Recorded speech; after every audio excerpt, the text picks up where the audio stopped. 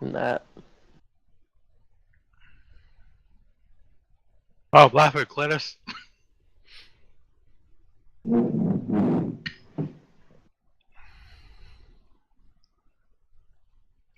Okay, that should be long enough. Well, welcome back, everyone.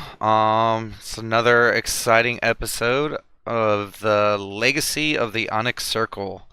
Last we were together, you guys just returned back to La Teste after a pretty grueling and dangerous mission. Um, in an effort to kind of relax, get over what happened, you guys had a pretty decent evening and laid down, um, kind of getting ready for the next day. Let me go over the order real quick.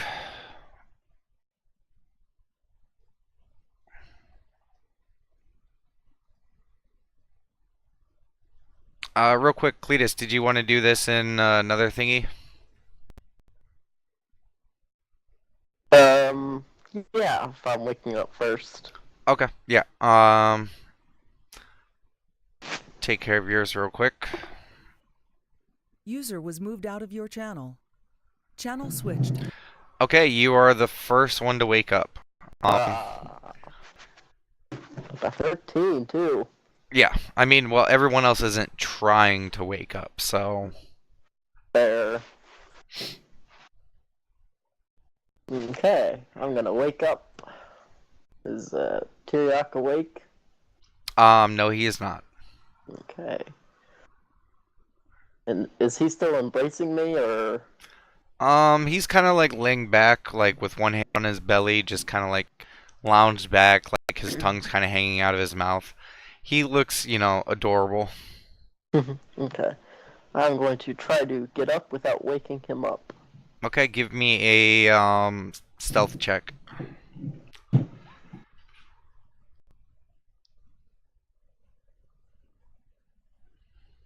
Not great. Okay, I mean, you're not like a ninja, but you scrape a few things as you get up and gather yourself and your items. But you do make it with no disturbance whatsoever from Tyriok. Okay. I'm guessing he's got like a nightstand or something. Yeah, there's a few tables. I'm going to leave 11 gold, 7 silver, and 6 copper. Okay. You do so. And then try And to... as you go to set your money down, you look at your hand, and something's weird about them. My hands? Yeah. Um, the nails are kind of shiny and very trimmed and filed, and your character probably wouldn't know what this is, but you basically now have a manicured hand. Do you look around at anything else? No. I'm Okay. just gonna head on out. Not a problem. You make your way outside, and you are on the third floor hallway. Okay. I'm going to go downstairs and try to leave the squawking box. Okay. You make your way downstairs. You see Lady Cat Mara in front of the bar, and that's pretty much about it. Okay. You just leave straight out. Mm-hmm. Okay. You leave the squawking box. The sun is barely arisen. It is really, really early. Okay. I'm going to head to the general store. Valmart. Yeah, Valmart. Okay. You make your way over there. As you go over there, there's barely anyone out on the streets. Occasional guard. A lot of them are still carrying torches. You make your way over towards the market area, and you are at Valmart. I'm assuming it's not open yet. It is not open. Okay. Um, just gonna kind of sit here and wait for it to open. Okay. You will continue to wait. Mm-hmm. Channel switched. Oh, User joined your channel. there it goes. Okay, who would probably be the next person?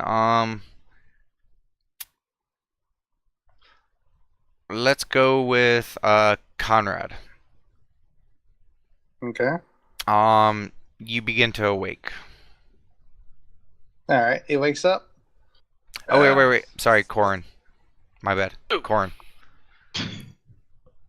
Aaron wakes up, Okay.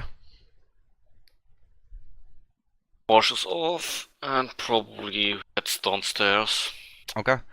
You head downstairs and it is pretty much empty. You see Lady Cat Mare behind the bar and that's it. Morning. She nods to you, but she's kind of busy. She's like, moving crates, moving like trays of dishes and things like that, mugs. She's basically doing prep work for the day. Can you get me some food once you're ready? And she gives you another nod and picks up a large stack of crates and goes in the back room. You hear a little bit of, slamming, pushing things around, and within just a few moments, you're given a pretty decent breakfast plate. And she goes right back to work. Take it and eat some. What's that? Have breakfast. Okay. Just wait what happens. Was that? Just wait what happens with the people. Okay, not a problem. Conrad, you're up next. And so Conrad wakes up, stretches, washes up. He'll put on his spare clean outfit this time, and Okay. like I said, wash the other one. Okay. And he'll get ready for the day and just head downstairs. Not a problem. Just hold right there. Nat, you wake up. Okay. Yeah, she puts on her new boots, washes her face, Okay. grabs her stuff and goes downstairs. Okay. As you're leaving your room, you see Conrad leaving his. Hey, Conrad. Hey, Like Matt. a little wave at him. He waves back. How's your tail? How's your tail doing? Out of character, how is my tail doing? I mean, it's okay. It's feeling better. Yeah, it's doing well. Sorry How's- about that. How's your eye? How is my eye? How is my eye? There's just the slightest bit of bruising, that's it. It was a pretty good shot. So I guess Conrad sees the little bit of bruising, I guess? Give me a perception check. It's really fine. Me? Yep.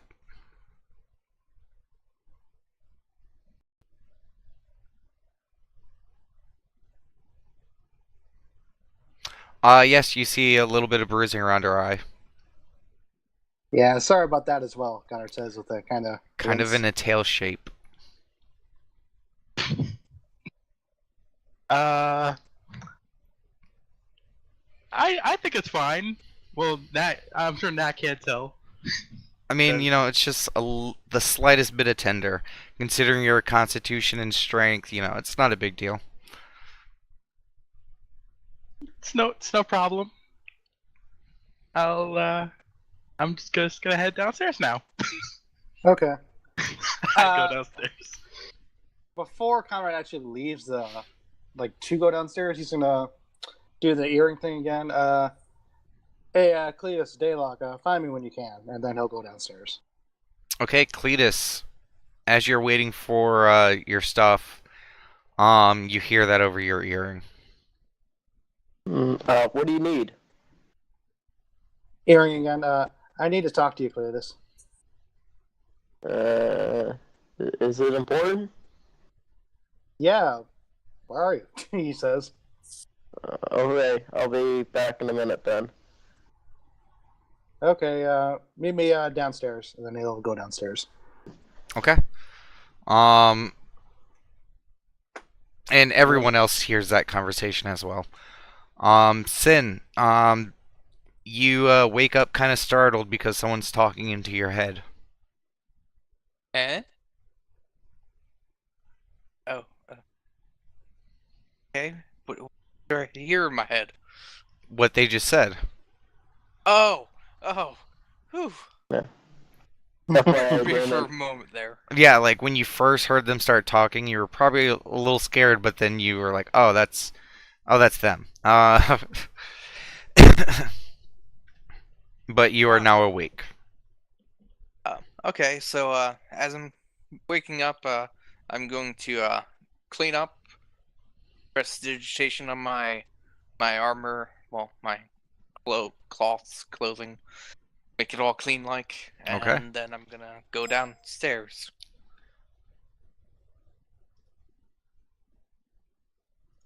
Okay. You get ready and you start heading downstairs. As you're coming out, you see Damasaries lurching forward and, slowly making his way out of his room.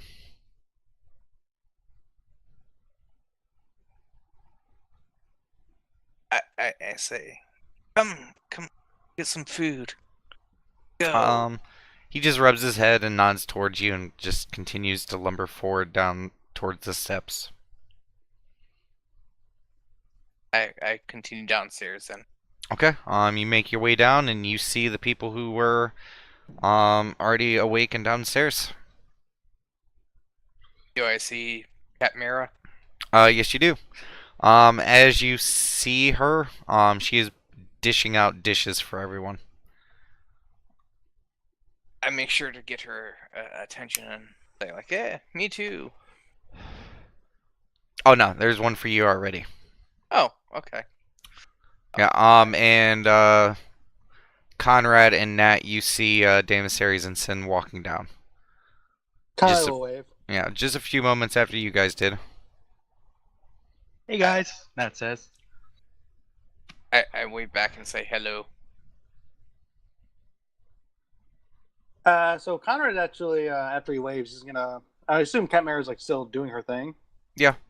She just, as soon as you and Nat came down, she immediately saw you guys and started putting dishes out. And like the rest of the entire bar is just completely empty, right? Yep. It's just the Onyx Circle right now. And Conrad will just kind of say, "This place looks a bit more empty than it usually does."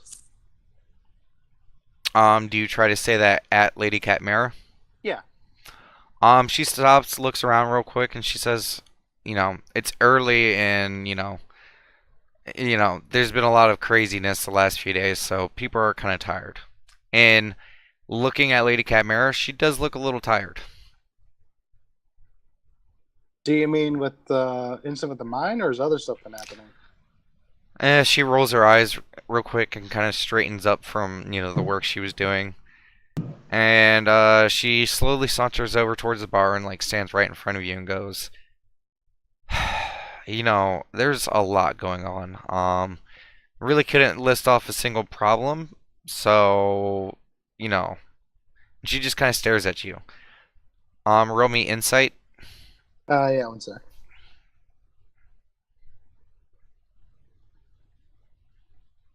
Something's up with her. You're not quite sure. So Conrad will just kind of go, well, if there's anything you need, we're here to help. Just help the city however we can. She turns laughing and just goes back to her work. It is a deep it's hard to tell if it's a fake laugh and sarcasm or she's given a really crazy delusional type laugh. One of the two. He shrugs off and continues eating.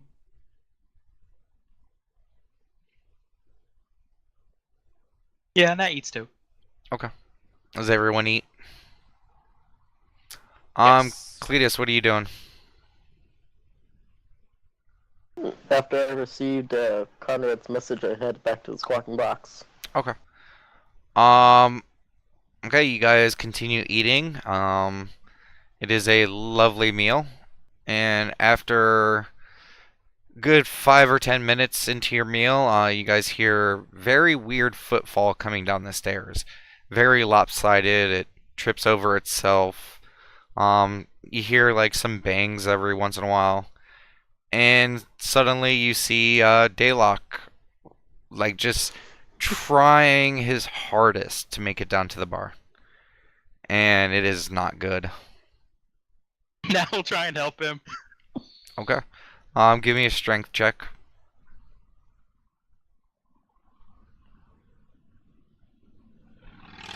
Ah, Okay, I mean Daylock's not huge. You're able to assist him over to the bar, where a tray of food is immediately slid right in front of his face, and he just stares at it, like burps, like catches it in his mouth, and you're like, "Ooh, that may not have been a burp," and then just like swallows it down and just like sits there, and then covers his eyes and head and just like looks like he's sleeping, sitting up. And Conrad, go ahead. no, go ahead. So just for flavor's sake, is it okay if Conrad's like right next to him? Sure. Yeah. So Conrad's kind of goes like, "Hey, buddy," it's like like pats him on the back, like yeah, how you doing? And he like looks up and was like, looks out towards the window, checks what time it is. I was like, sorry, I woke up in the middle of the night, and he's just stammering, like just struggling at everything. And basically, he says that Raylon and Demerel came back last night, and it woke him up, and they had a few tasks for him. And instead of sleeping off his drunkenness, he had to do some stuff. Yikes, that's rough. And can we have some coffee over here, please? Conrad just kind of motions to Catmara. And okay, she nods, and within a jiffy, there is a mug brought out towards Daylock.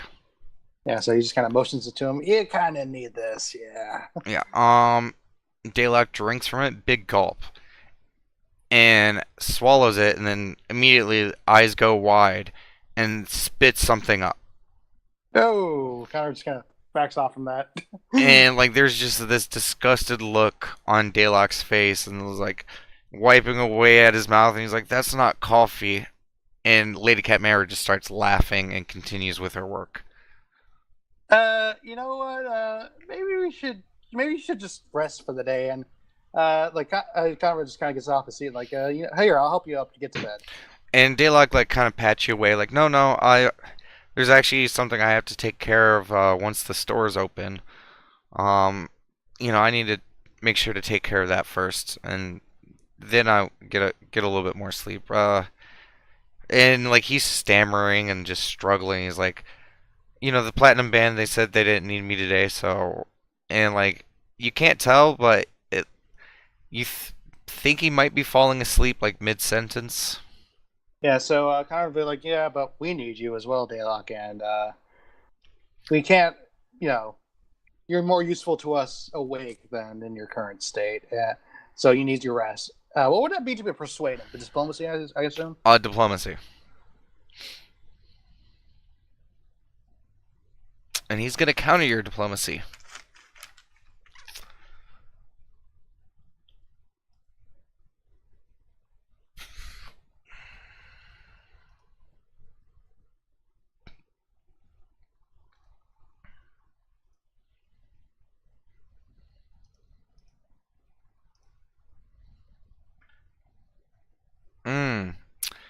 Well, Daylock looks at his food and is like, but I gotta make sure I'm at the arcane shop when it opens today. Like, just let me eat, and as soon as I get to the store, I'll go to sleep. Okay, that works for me. I actually got to talk to you at some point too, so I'll head back with you. Yeah, I'll talk to you just at another point in time. just staring at Daylock. He is obviously drunk still. Yeah. But when he looks at you about needing to go to the arcane shop, there is like a little bit more focus and seriousness. So, like, I can tell, like, he wants to do something. Like basically. there's something big that Daylock must do. You know, I could possibly handle it for you if you really need to, because And Daylock immediately snaps at you and like puts a hand on both your shoulders and kind of squeezes a little bit and goes like, no, no. You guys Okay. can't see it yet, and like just slowly like eases it up. okay, kind of does like, you know, like Yeah. anime, like, you know, calm down, buddy. Calm like, down. It's like kind of like, you know, he sits back in his own seat, like, okay, we'll help you to the shop. You'll do your thing, and we'll take you back to sleep. He nods and goes back to kind of staring at his food, kind of poking it a little bit. I would focus on your coffee, if anything. No. And as soon as you finish talking, you see the doors to the squawking box open as Cletus makes his way in. And he's obviously coming from the entrance, not from upstairs, right? Yes. He just kind of does a double take, like, you know, where the hell do you come from? I walk right over to Conrad. What you need? What's important? As soon as you walk up to the bar and stand towards like Conrad, a mysterious tray of food slides your way. As you look over, Lady Catmara's walking away. So Connor will kind of say, this is something we kind of should probably talk about in private. Do you mind if we take our drinks, like, you know, upstairs? He kind of motions to Chimera, like his water or whatever. Oh, at this point, she's in the back room. Okay, yeah. So Connor will just kind of say, you know, yeah, we should probably have this conversation upstairs in private. Cletus is just like, all right. And then he'll look to Nat like, you got him? Like, he's pointing at Daylock. He says, "Yeah." Then he'll, As you look over at Daylock, his head just currently drifted into his food. And that picks him up. There's like a quick bubble out of the like biscuits and gravies you guys are having, and it's just like bloop bloop. Just a little nose bubble out of his gravy. I try to get his, you know, get his head out of the food. You do so, and he snaps up a little bit, like just like kind of swatting away at your hand and the food that's stuck to his face right now. just half of his face is covered in gravy. Yep. Oh, God. There's a little bit of egg and bacon on the other side. All right, so in spite of that, Conrad will kind of motion Cletus to go follow him upstairs. I follow. Okay. You guys make it up to the second floor, I take it you're going to? Yeah, like, he's probably going to suggest one of their rooms. Conrad or Cletus's, doesn't really matter. Okay, well, do so. Do you want to go to your room? Like, Sure, that's fine. All right, so we go to his room. Okay. You guys make your way to his room. Okay. Sidebar? I Was mean, that? up to you. Yeah. Sidebar. User left your channel. User left your channel. Channel switched. Okay, Alright, so what you need? so Connor will find a seat in his room and motion for Cletus to take a seat as well. Alright, I sit on my bed that is well made. Give me a dex check. Who? Cletus.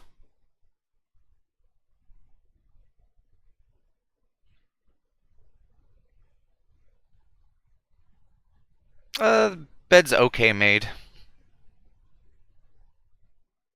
No, I wasn't making it. I'm just saying it was already made. Oh, wait, I don't get it. The bed. Oh, what I yeah. assumed was perfectly made. See, there we go. Yeah, I didn't make the connection right away. Yes, the bed is perfectly made. Okay. So again, like, Cletus sat, I assume, right? Was that? Cletus sat because like Conrad sat down and motioned him to Yes. sit down. Okay. So, Cletus, Yes. there's this thing that's been happening to me lately, and like Conrad kind of gets like to like real talk now, like serious, right? Since I came to Evolus, I've been having these sort of dreams. What kind of dreams? They're dreams about people. I see their life sort of through my eyes. I'm not always able to tell the person directly. Usually it's an image, fuzzy, and like I can only tell like the sex of the person, but I see things about their lives that they may not even know. One of these dreams, I believe, was about you. About me? Well, what was in the dream?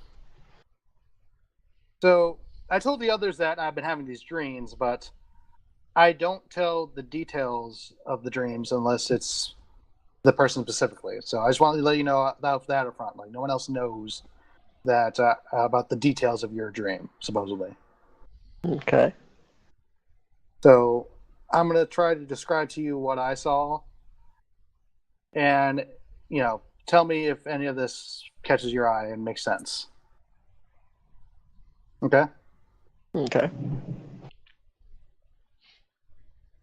My dream begins with a small child raised on a farm. The child grew up in relative peace with a sister. The child went through most of his life as a polite, popular person. Eventually, the child moved to a village and began raising sheep. The sister left to pursue a military career. He kind of looks like Cletus for a second just to see how things are looking right now. Just kind of looking like I'm having a thinking face on. You were well liked in your village, and some even looked towards you as a leader-like figure.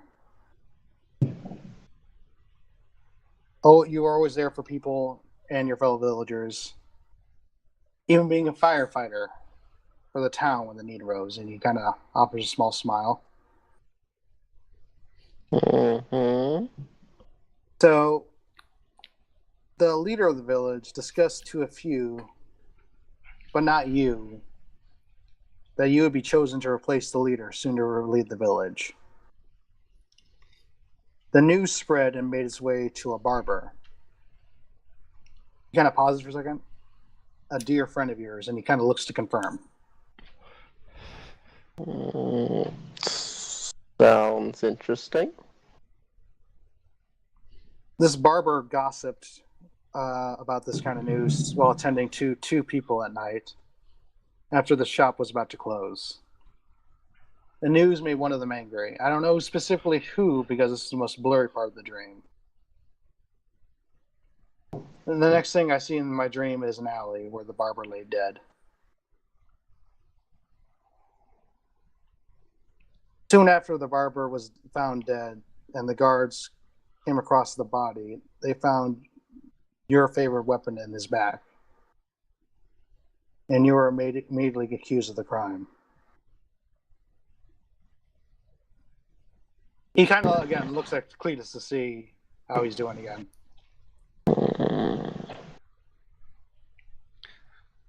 And that's the last thing I see.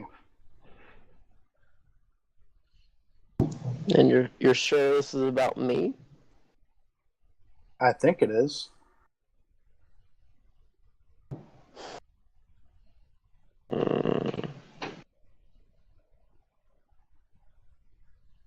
Well, it seems you already have most of the story. Even a little more than I have. I think it's fair that I fill you in on the other stuff you're missing. God, right now it's in, kind of listens. My name is not Cletus. He nods. My name is Flint Tireband. And Out of character. Sorry, go ahead. As you said, I grew up peacefully, was a good person, people liked me, I moved away from my parents. My sister went into the military. And I raised sheep in a town called Gelsream.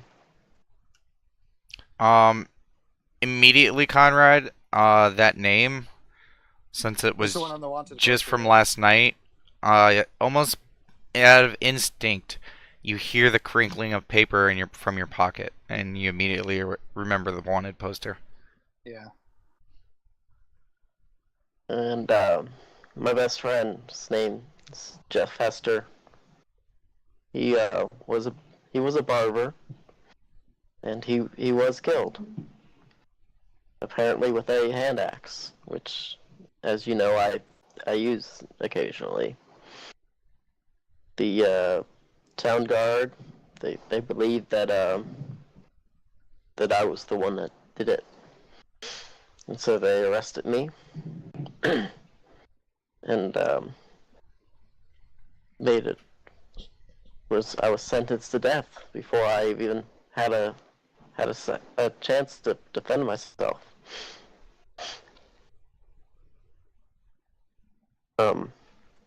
How's Cletus looking so far, emotionally wise? As Connor could say.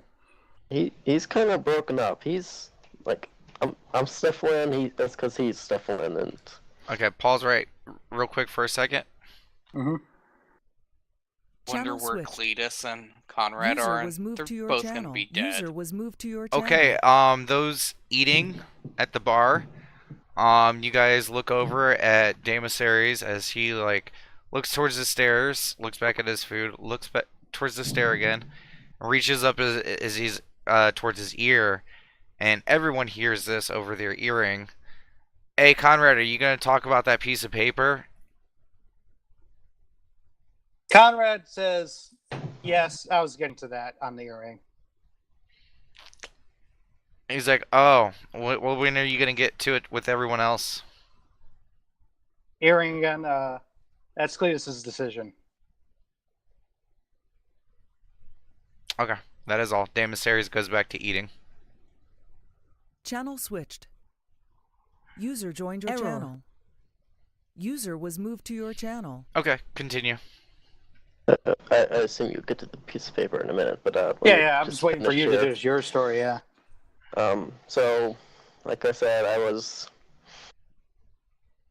was taken into custody and basically sentenced to death, and doing what any logical man would do, I guess, or irrational. I don't really know. I was able to bust out of my restraints and just run, and that's what I've been doing the past 6 months now. I've been running, trying to escape the past.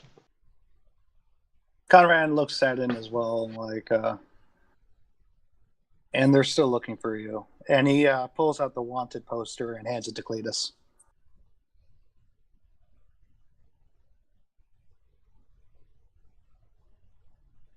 Shit. Oh, crap. I came to Eloise because I didn't think it was possible for them to be looking for me this far away. I don't.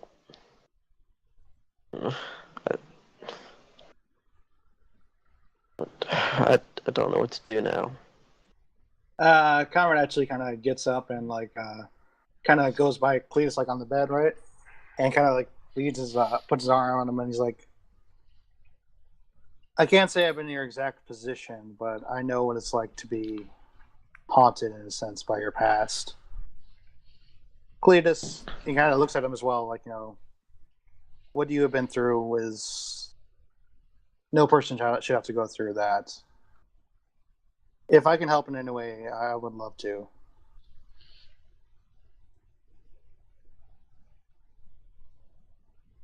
I mean, you're not you're not against me or anything. You're not going to take me and turn me in. Of course not. The others have been curious about the poster. I won't tell anyone the details of your dream. That is your secret to bear. But this is something that some of the group are wondering about, as you've seen with the earring.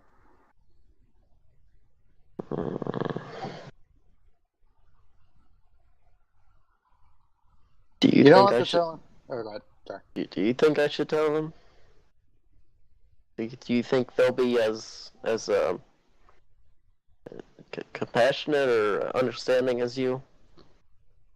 I mean, the big reason I never told you guys is, you know, we haven't been together very long. I don't really know how well I can trust you all. Connor gets quiet for a second, and then he'll kind of look to Cletus.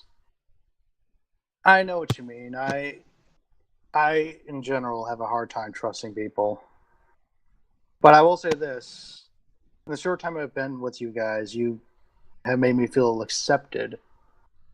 Something I haven't felt in almost like a lifetime ago. It is your choice, and I will honor it however you want to do it. Hmm. Let me I will think about it during the day, and I'll let you let if I decide to let people know, I will let them know by tonight. Connor nods, and then he'll pat Cletus on the back again and stand up, and I'm gonna go back downstairs and get breakfast. Do you want a moment, or are you gonna join me? I'll stay up here for a little bit. I'll be down in a bit. Connor nods and leaves the room back downstairs. Okay. Okay. Everyone move back over. Channel So joined your channel. believe that you guys. As you guys are eating, after a few more moments after Damasir's outburst, you hear stepping coming down the stairs as Conrad comes down. Look who's back, Nat says. So Connor will say, "How's Daylock doing?" And then go take a look at him. Nat says, His head's leaned down. It's, Nat by this point has, helped him clean his face up. And you're not quite sure if he's eaten anything, with his head smashing into his food. But he has, like his head's in one hand and he kind of gives you like a half-hearted thumbs up with the other one. He kind of chuckles and then goes back to his seat.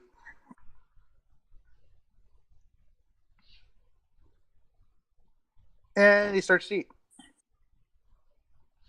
After a few moments, you feel something staring at you, Conrad.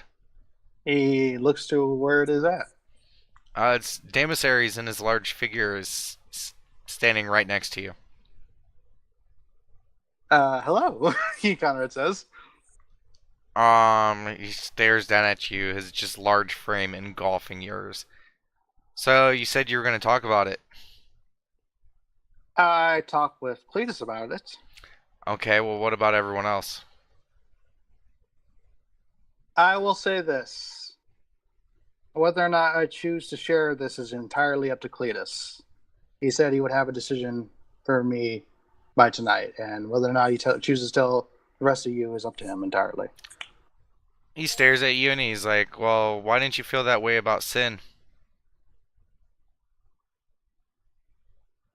Conrad looks to Sin and then looks to Damasires. I thought that if we didn't tell them, we wouldn't be able to find the resources to help them. And he stares at you and he's like, so you didn't think that also applies to this situation? I can only try to respect Cletus's privacy. It's his past, so. Kind of leans into you and like squints, just kind of lumbering over you like a good foot and some. He gets kind of uncomfortably close to you and he like just kind of squints at you. Says you need to start being a little bit more consistent. I am how I am. He just kind of says it matter-of-factly. And Damasires backs up. And he's just going and stands up and goes towards one of the windows and starts staring outside.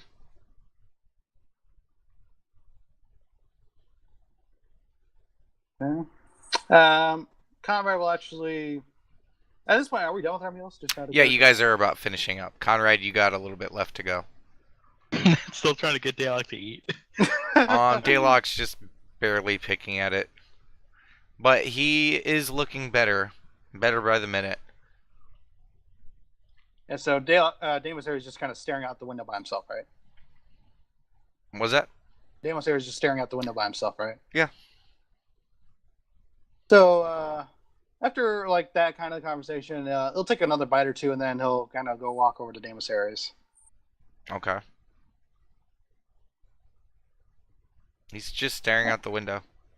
He kind of is doing the same thing, but then he says, Oh, I mean, with Daemissary's size in these windows, you're not really staring out of anything. I'm just staring at Deimos Ares. Yeah, you're just kind of staring at Daemissary's, like a little crack of lights going around them. That's about it. Okay, well, forget that. Anyway, so Conrad just kind of goes up behind Deimos Ares and says, I am sorry, you know. He kind of slightly glances back and says, "For what?" For being an asshole to you earlier. No, that wasn't really my original intention, though. My intention was to kind of show you that how reading is as important a skill as wielding an axe. But it did offend you, so I am sorry for that.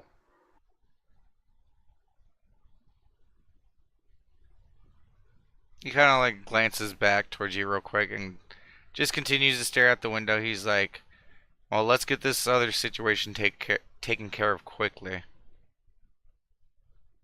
Okay. Conrad says, and he goes back to where he was at his table. And as soon as you go to step away, he says, "It's never good to have dissidents in the ranks." Yeah. Not. Continues. Okay. Again, you guys are pretty much done with breakfast. Daylock just kind of slides whatever he had left on his plate just forward. No, probably a lot at this point. Yeah, it is quite a bit. Is Cadmera still there? She's just busy working. Aaron will speak up. Cadmera, do you know if Yolan's gonna be in today? And she stops, looks up at you, and she's like, "Well, hun, that's up to her." Okay. So with everyone, I assume, done with their meals, and we're just kind of hanging out. Yeah. Kind of swivel, just kind of facing the group, like, So what's the plan for today, guys? I'd like to go to the Griffin store. So one See if thing they I... can Oh, go ahead. see if they can run a small errand for me. One thing I'm looking to do, and this is something I got to ask you guys as a group, is the Manticore hide. I'm thinking, I want to see if it's possible I can fashion it into armor for myself. I know it's not just my kill, so I would like to ask if that's okay with everyone. I don't really mind. No That's just- response from Daylock.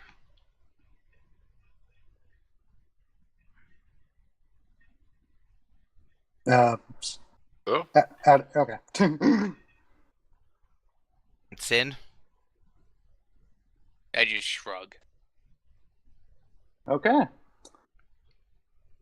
And if it turns out I'm not able to afford it, I'll just sell it in the parts and we'll just divide it amongst ourselves.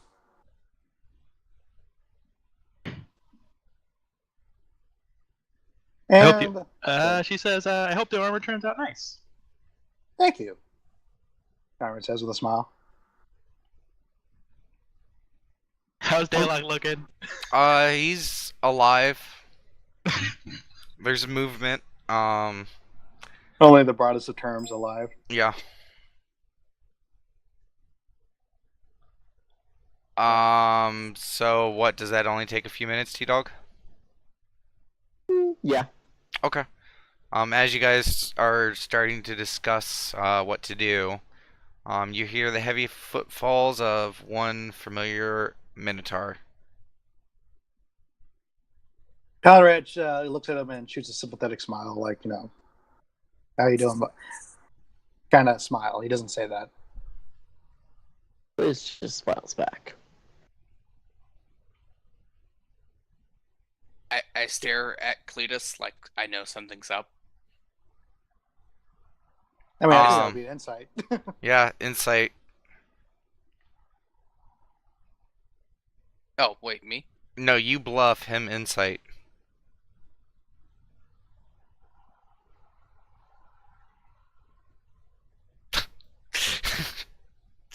Cletus, you look over at Sid, and he's giving you a look. Like he knows what just happened. Like he knows and understands everything. And he's just staring at you, like just letting you know that he knows. Out of character, goddammit. And you believe him. You're not quite sure how. Must be some magic mumbo jumbo, but he knows. I even had a really good roll. Mine was better, though. Yeah. By 1. I mean, it's a 31 against a 23. Yeah, that's more than one. Well, no. I'm just saying I'm 1 away from a nat 20 on there. And that would have changed it a little bit, but Yeah, given 2 nat 20s, it still would have been quite a bit higher. Yeah, you believe him. Yeah. Yeah, whatever. Come downstairs and I brought my tray back down and I set it down on the counter, empty. I ate all my food like a big boy.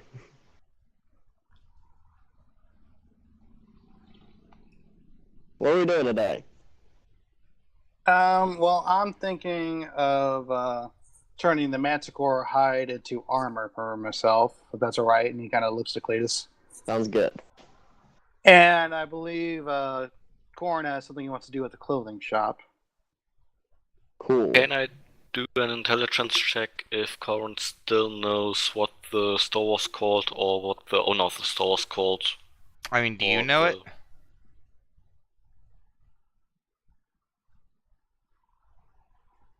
Face, do you know it? I don't remember. Okay, yeah. Intelligence check. It's a store. You're still getting used to the concept. It sells clothes. Yeah, the instrument store.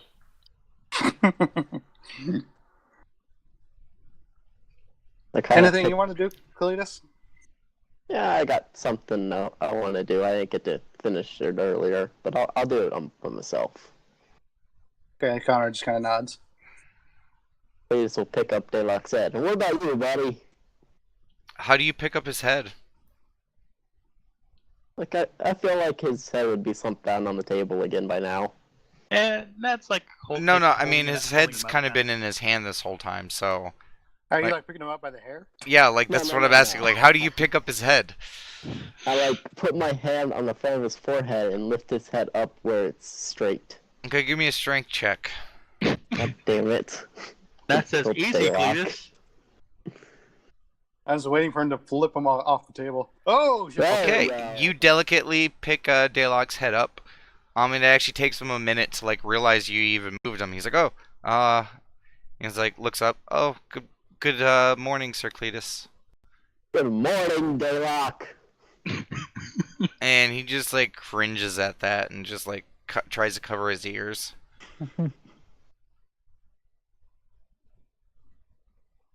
What are you up to today?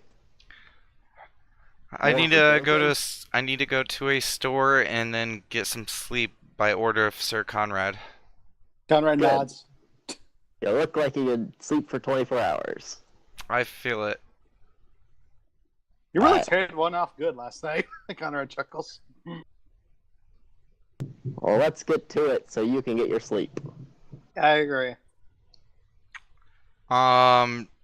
Okay, Daylock slowly picks himself up.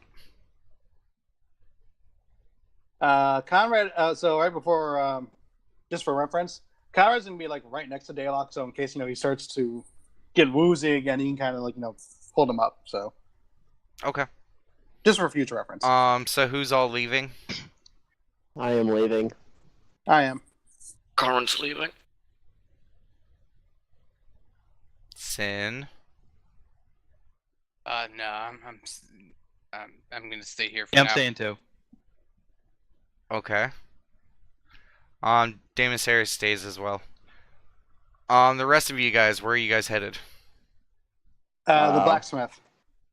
Well, I wanted to take Daylock to his thing first. Yeah, no, we're doing the Daylock thing first, obviously. Okay. I'll pause on you guys real quick.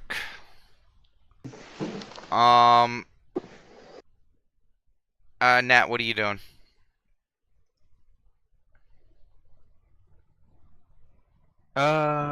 Is Lady Cat Man still working, right? What was that? Is Lady Cat Man still working, right? Yeah, she's behind the bar just moving stuff. At this point, a patron or two have already walked in. Nat's gonna ask her if she has extra pillows. She stops and gives you a very inquisitive look. And she's like, there should have already been a new one in your room. Really? She is so surprised when she says that. She just says, "Really?" I mean, now that you think about it, there was already a new pillow in your room. Mind freak. And you kind of Really? wonder why you even asked that question. Nat's just like, she goes upstairs to check the pillow. There is a pillow, and where the scorch marks on the floor was, they are gone. That's like freaked out. Like, It never happened. She walks back downstairs. Okay, Sin, you watch as Nat talks to Lady Catmara, goes upstairs, and comes back down looking like a little exasperated, a little shocked. How did they do that? Sin, what are you doing? I'm actually amending what I was doing. I'm actually gonna go to the guardhouse thing. The what? I'm actually going to the guardhouse. I'm amending. Okay. Sorry. Nat, you watch as Sin gets up and leaves. Okay. Okay. Nat, what are you doing? Nat's gonna see if Payne's out and about. Who? Payne.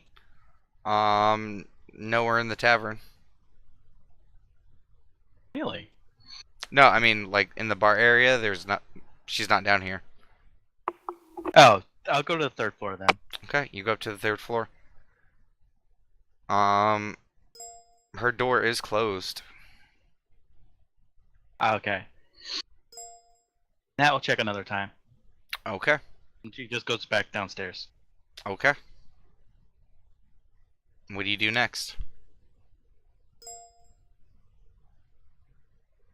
Nat will go to the arcane shop. Okay. So maybe meet Dale out there. Okay.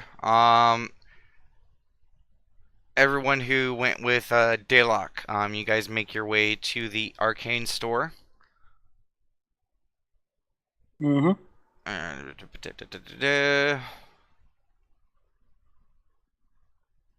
You guys make your way to the Toad in the Hole, and upon entering, you see the familiar satyr, already at work.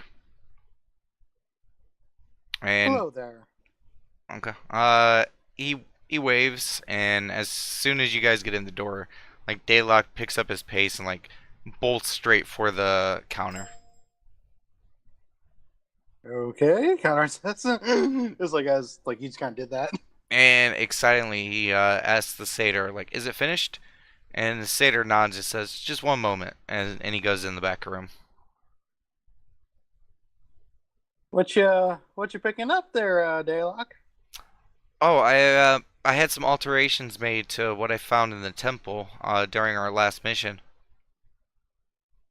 Oh. Dang. And after a few moments, the satyr comes out with a bundle of something. It is very elongated, almost like a long pole, but it has cloth completely wrapped around it, and in the center of it, there is a piece of like thinly corded rope that has been tied around it. And Dalek looks at it, and so it's all done. And the satyr's like, "Yes, it is." And Dalek kind of gathers it up in his arms and says, "Thank you, sir," and nods and turns around towards you guys, almost hitting the satyr as he turns around with the pole. So, go ahead. I will ask the satyr, you have any potions in stock? He said, I have one standard left." Look to who's with me. Does anyone really need a potion? I feel like you need it more than most. I mean, I have 4. Still, though. Alright. I will buy the potion. Okay, that's gonna be 50 gold. Okay. And the satyr goes and out of a little rack pulls out a vial and hands it to you as you hand over the gold. And he looks towards the three of you. "Is there anything else I can help you find gentlemen with today?" I'm good. And then he looks to Cletus. Got anything real cool? And he pauses for a second and he looks towards you. He's like, "Well, some would say I have many cool things. What exactly are you looking for in particular, sir?" Oh, we've been getting into fights a lot. Anything to help us with fights? Or fighting monsters? I mean, there are plenty of choices in that regard. I mean, I really do not deal with many weapons of war myself. But if you had weapons or anything like that that needs, enchantments, you could come to me. What about this? And I show him my warhammer. What can you do to this? He looks over it and he says, "Well, sir, for a fee, we could add an enchantment to it." What kind of enchantment, and what would the fee be? Okay, just give me one quick second.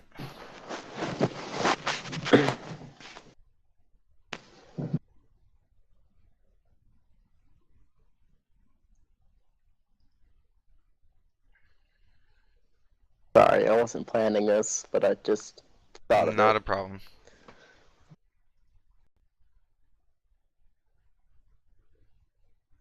I just want to make sure I get a good cost for you.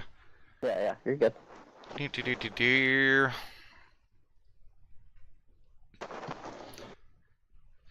Do-do-do-do.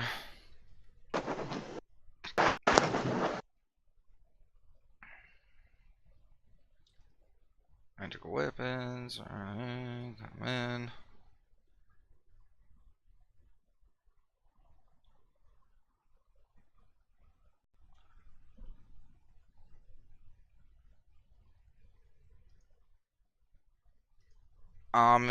He thinks about it for a few moments, pulls out a tome, and he looks. "Well, sir, for one of our very basic types of enchantments, that'll run you around 450 gold. And the amount increases from there." Okay. Just makes it hit harder, or Well, I mean, there's a few types of enchantments we can do, depending on what exactly you would like it to do, and how much you would like to spend on it. We can provide it with a basic enchantment that would make the ease of using this weapon a little bit easier and make it so that it deals much more damage to your foe.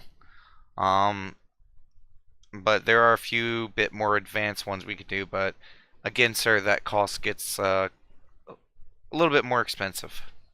Okay. I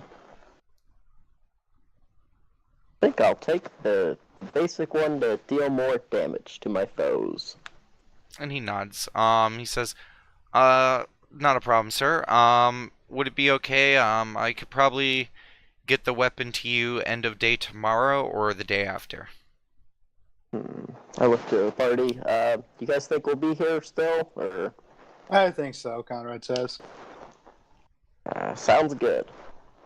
Okay. Actually, before the guy leaves, I actually have one quick question. Now that you mentioned enchantments, He says, yes, sir. how much would it be per se for my 2 short swords, for instance, and he kind of motions to his back, to be enchanted with fire? Well,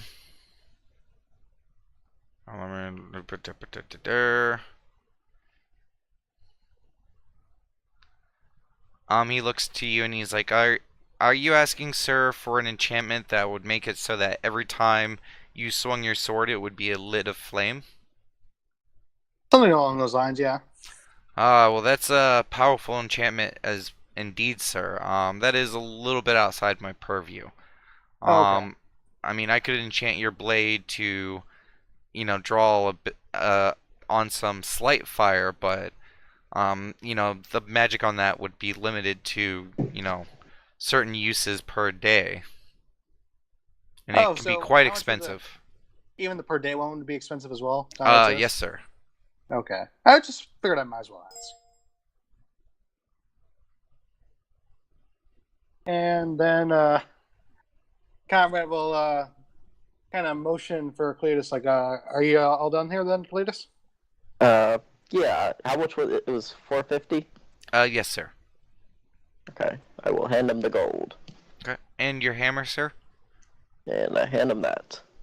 And he nods. He says, we will get to work on it right away, sir. Thank you very much. And he And says, then, you're welcome. Yeah, so Conrad's like kind of like, say, okay, let's go back to the swapping box and take Daylock back. Okay. Daylock looks towards you two, and he seems a little bit more upbeat and alert ever since he got whatever he picked up from here. And he looks towards you both, and he says, "Oh no, if I can head out with you on your errands as well." Are you sure? Conrad says. Said, "Of course." He kind of looks at Cletus like, like, do we think we can take him with us? Like, he doesn't say that, but. Sounds fine. Sure. Yeah. Let's go. All right, let's go. Okay, and as you guys get to walk outside, you see Nat strolling through the front door. Hey, Nat. Hey, that. Hey guys. How are you? Not bad. Gonna be running around. You guys get anything nice? I'm getting an enchantment on my hammer.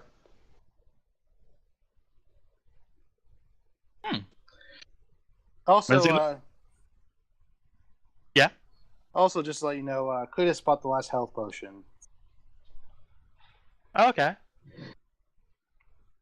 Yeah, I'll still go there anyway. I'll meet you guys back at the walking box, perhaps? Sure. Ask the guy about cool stuff. He'll hook you up. Will do, Cletus. she goes there. Oh, you're already inside. Yeah. So you go up to the counter? Yep. Okay, as soon as you break away from your allies, the satyr notices you and, good morning. How may I be of assistance today? Okay, so there's a bit of a chuckle, and she says, "What kind of cool stuff do you have?" Well, we have all sorts of things that some would call cool. I guess it all depends on what you're looking for, ma'am. Can you enchant a shirt? Yes, I can. What do you have? Depends on what you'd like. Would you like just a basic enchantment? It will make your, and he like stares over at it again, like gives it a once over. Your shirt, make it a little bit more protective for you and a little bit more resistant to damage. And he's like eyeballing it, and he says, and we can go ahead and patch any holes that you would have, if, you know, that is what you'd like. He says that's good, but just in case, is there any other thing? What do you mean? Other enchantments? Yes. Yes, there are. Just give me 1 second to pull up the list.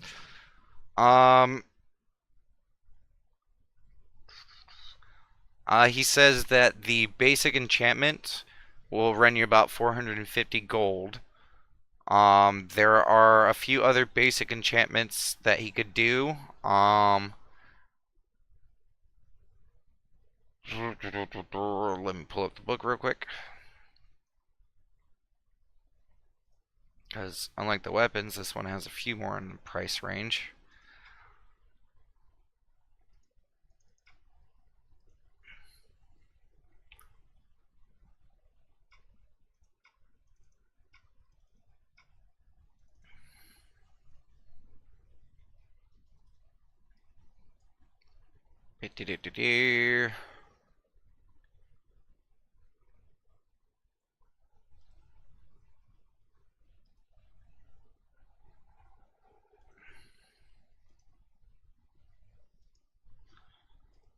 Okay. The first one he can do for you is never mind. Not that one. Oh. It was a channel divinity thing. I don't think you'd want that one. Would you even be able to use it? No. I mean, you could wear the armor and just be a completely kind of useless enchantment for you. Okay, so just a channel divinity thing, and then, No, there's a other one. They're not all in one place, so I kind of gotta bounce around. fair enough. Didn't you know we was gonna go shopping? I didn't know everything that you guys wanted.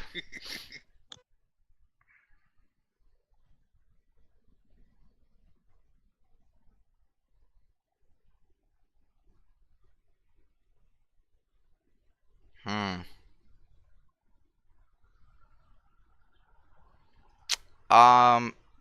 He discusses with you for a few moments, and you tell him, what you're versed in as far as, your combat and your training and stuff like that. And he tells you that within your price range, the basic enchantment's probably your best bet. Because other ones are She just says sure. way too expensive, or they just wouldn't really benefit you. Yeah, that sounds fine. Okay. And he says, well, that is not a problem, ma'am. 450 gold, and he kind of eyes you up and down real quick, kind of confused look, with a confused look, and goes, and your shirt? She puts her bag down and hands it to him. He's off and hands it to him. What, your shirt that you're currently wearing? Yep. Okay. She just goes topless. Yeah. Okay. You take off your shirt, and the guy's like flabbergasted. He's like raising his hands up, like, oh, and like covers his eyes, and like just kind of reaches out for your shirt. She gives it to him, and she reaches into her bag and flips her red cloak on. Okay. And he like kind of peeks out and sees that you're wrapped now, and he says, "Oh," and he folds up your shirt, and he's, "Of course, we will get right to it. How does late day tomorrow or the day after sound?" No rush, really. He nods. He says, "Well, ma'am, we will get right to it. Is there anything else I can help you with today?" That should be about it. Thank you. And, grabs her bag and walks out. and he's like, "Have a wonderful day." You too. He's blushing. Never seen a satyr blush. I mean, you probably have never seen a satyr, but now you've seen a satyr blush, and it's weird, hard to get, kind of hard to tell. But the Daylock group. Where did you guys want to go next? Blacksmith for Conrad. Yes. Okay. You guys make your way towards the blacksmith. The double hammer. And the two dwarfs are not outside. But you guys make your way inside, and they are both inside the store. You make your way inside, and they are just yelling at each other. What are they Hello, yelling Conrad about? says. The heat of an anvil and fire and just random bits about like best technique for this. You idiot, you're doing this wrong. Just kind of arguing and yelling at each other. Okay. Hello, Conrad says. Nothing. They just continue to yell. Okay, so Conrad will kind of like. I assume there's like a counter. Oh yeah. Kind of goes like that and like knocks on it like loud, like Nothing. They just continue yelling at each other. rolls his eyes. Got an idea, Cletus? And after a few moments, screw you, screw you, screw you. How can we help you today? Ah, there we go. I was wondering, can you guys make armor out of animal parts? Of course we can. So Conrad actually goes to his bag of holding and pulls out the manticore hide and like lays it on the table. And as soon as you start pulling it out, the bearded dwarf comes over, Bilmar, and he's like, "Oh, I know what this is." As he's like helping you pull it out of your bag at this point. And as soon as it's like most of the way out, both the brothers are just like eyeballing it and oogling it. Yep, it's a manticore. We know that. So what do you want to do with this? I want to see if it's possible to make armor out of this. We can do it. All right, cool. And they're, like thumbing it up and down, like taking their hands and dragging over it, and they're kind of whispering back and forth to each other. And they're like, "Well, what kind of design do you want for this?" Well, Conrad begins. Okay, and you tell them the design. Yep. Okay. Like maybe. And they're like, they talk back and forth, argue a little bit, like, "Oh, well, if we're gonna do it like this, discussing your design, oh, we're gonna have to do it like this. No, you fool, you want to heat it first, and then just kind of going back and forth. But they talk a little bit, and they kind of pull each other over to the side, away from you guys, and after a few seconds, they look back like, "Okay, given that this is manticore hide, it is gonna take a little bit for us to really get this good if you want this well made. Given that you brought the materials, but given that it's, the damned flesh is as hard as iron," and the beardless one is like kind of scratching his chin and looks at you. We can make this 500 gold. And they kind of argue back and forth again. And it'll probably take us at least 5 days to make it. I was actually considering. So I have. So Connor goes back to his bag, right? Okay. And he pulls out the teeth and the claw. Now, I don't really have any particular use for this, but you guys might. Might this sweeten the deal a little bit? And they pick it up, and they kind of examine them. They go back to discussing with each other, and this time the bearded one is like kind of scratching his chin. And they look towards you.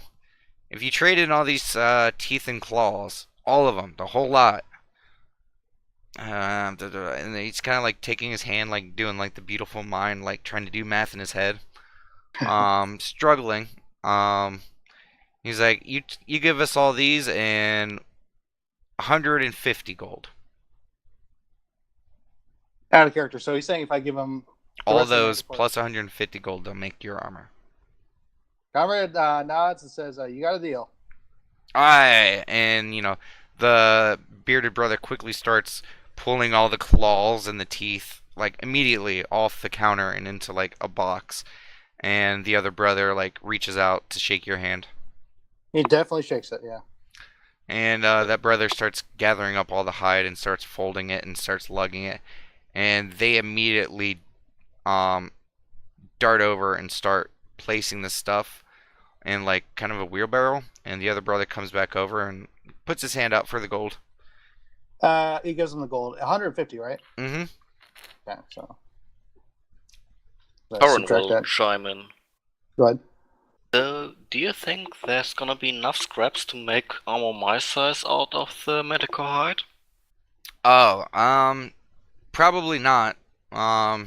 Given the cuts, the holes, and things like that, you know, it looks like someone busted up some sides of it with and the one brother's like, "What is that?" And he's like, "Ah, that's definitely a warhammer." There's some dents and some dings, so to make a full set of armor for this lad, there really won't be but scraps left. But Sorry, Corin. no worries. It would just be a little extra. And the bearded one looks towards you, Corn, and says, "And plus, you wee lad, you probably wouldn't want manticore hide anyways. Probably weigh you down." And he kind of chuckles Probably. as they grab the wheelbarrow and start making their way outside. Okay, so with that, Connor says, "Well, I'm done." Corin, you wanted to go to the clothing shop? Hold up a sec. I wanted to do something here. After a few moments, the one brother comes back in, the bearded one. And he's like, anything else I can help you with, lads? Yeah, I got this. I hand him my old scale mail that I'm not using anymore, and I'm like, I'd like to sell this to you. How much do you think I could get for it? With this, he's like kind of like thumbing through it, like inspecting like the straps, the scales, everything.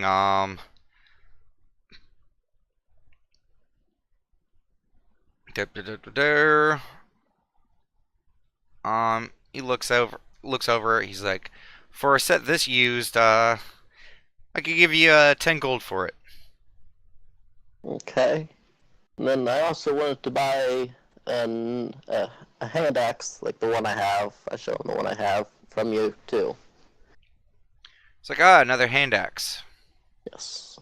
That was what, 5 gold for that, or What was that? how much is the hand axe? Just give me one quick second. Hand axe is 5 gold. Okay, so just Okay. I'll trade him. He gives me 5 gold in the hand axe for the scale mail. Yep. He hands it over to you.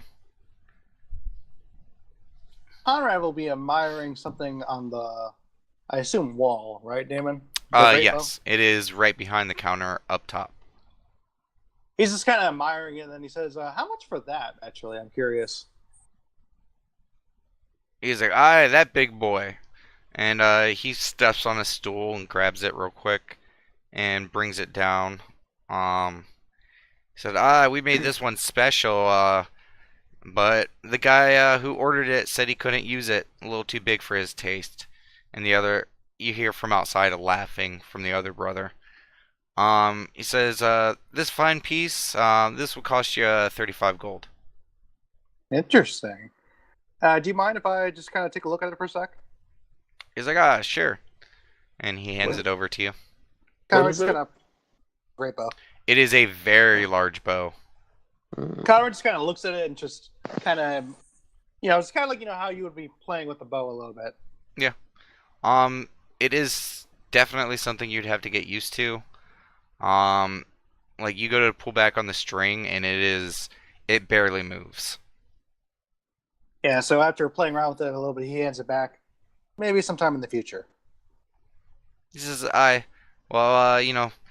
may not want to wait too much into the future. Our work always goes by quick. As he kind of chuckles and puts the bow back up. He kind of chuckles back. Okay, Conrad says. Well, he kind of looks to the group. Anything else? I'm good.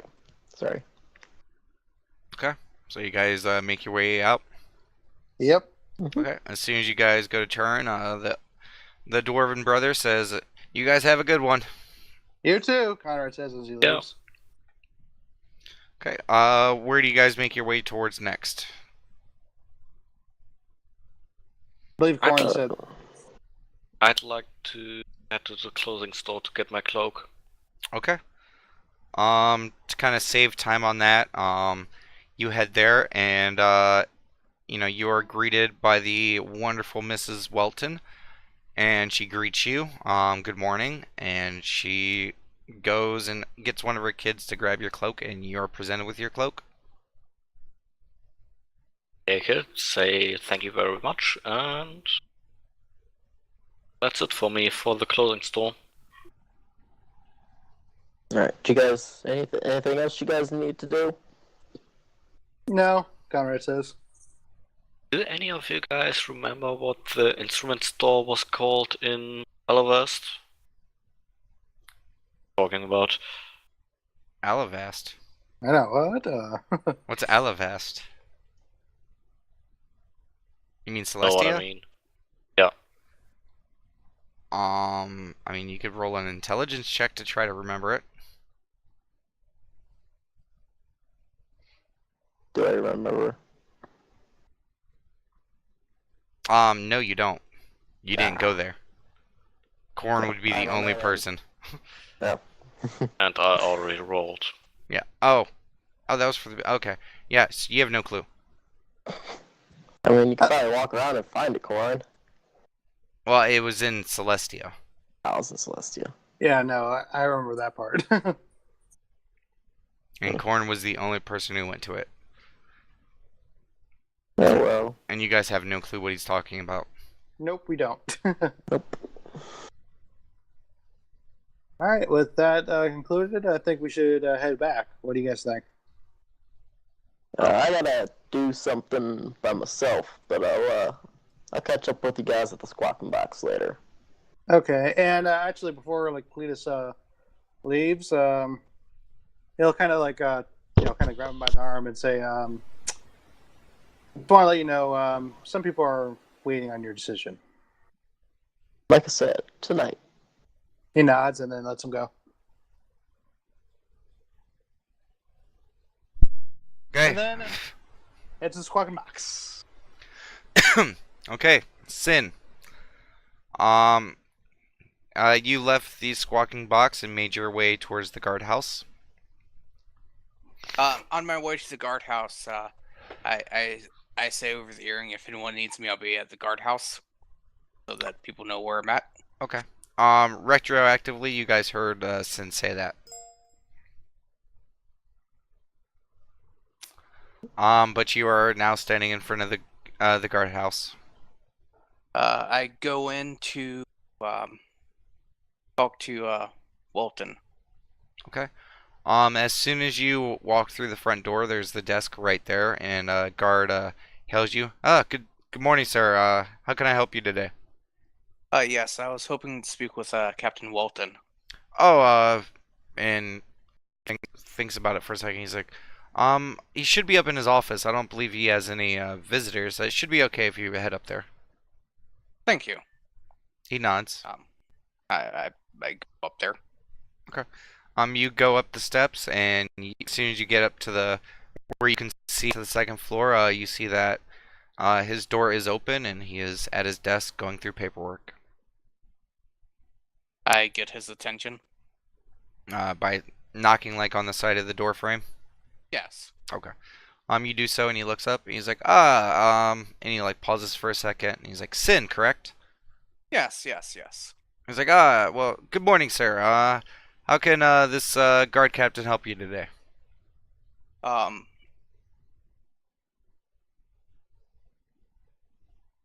Right now I'm trying to think of what I was going to say. I was here to get some information in regards to what happened yesterday with the bowing and stuff. See if you found anything else. I'll. He looks towards you. He's like, "Yeah, I was actually hoping that you would be able to shed some light on that. Well, she was here the whole time. She did not discuss that matter further. The envoy came and left just like they always do, and I really didn't get too many words in, outside of what needed to be discussed. So I was hoping you'd have more insight into the matter than I would." So they're not here anymore. Oh no, they've already left. Oh. But already, and like he kind of sits back in his chair, kind of leans back, said, you've only been in my town so long, and already, between your group and some of the things that you guys have done, and you in particular, first a gem and now the Summer Queen's bowing. You guys sure do like to kick up a shitstorm in my town, don't you? It's not intentional. I would personally like to know why she bowed to me as well. I mean, it felt familiar, but I'm not sure. I don't exactly know anything from before a few years ago, so I don't know. So you don't know anything? Not no. I mean it seemed familiar, but I have no clue why. I mean, if you're having trouble with your memories, there was a situation a few years back where there was a demon who was basically going around eating the children's memories. We've had a few people be able to help out in that category. Maybe if you'd like, I could, put my feelers out and maybe get some assistance on that. Absolutely. How much would I have to pay for your assistance? He chuckles. He's like, "Oh, don't worry. I get paid by the city. Just keep me up to date with anything that you may remember or anything else that happens. But I'll let you know what I find out." Thank you so much. Was that all you needed from me today? Yep. You have a wonderful day. He nods towards you. He's like, "Same to you," and he continues with his paperwork. And I head to the squawking box. Okay. Nat, you've just kind of been sitting there most of this time, or after you got back to the squawking box, you just made your way in. What are you doing? I was actually kind of hoping to go to the clothing, the clothing. Oh, the store. clothing store too. Oh shit. Okay. Yeah, you make your way to the clothing store. Yeah. You see the familiar Mrs. Welton there. Hey, Mrs. Welton. She's like, "Oh, good morning, miss. How can I help you today?" I'm looking for a shirt, to borrow, paid for or otherwise, because I'm having it enchanted at the moment, and this cloak is the only thing. She looks you up and down. She's like, "Oh, I was wondering. I just, I know you're a foreigner from these lands. I just assumed this was some exotic fashion trend." And she's looking at you, trying not to say anything negative about your weird look. Because, your cloak's pretty much, I mean, it's not really made to do what you're currently doing with it, so... Crap!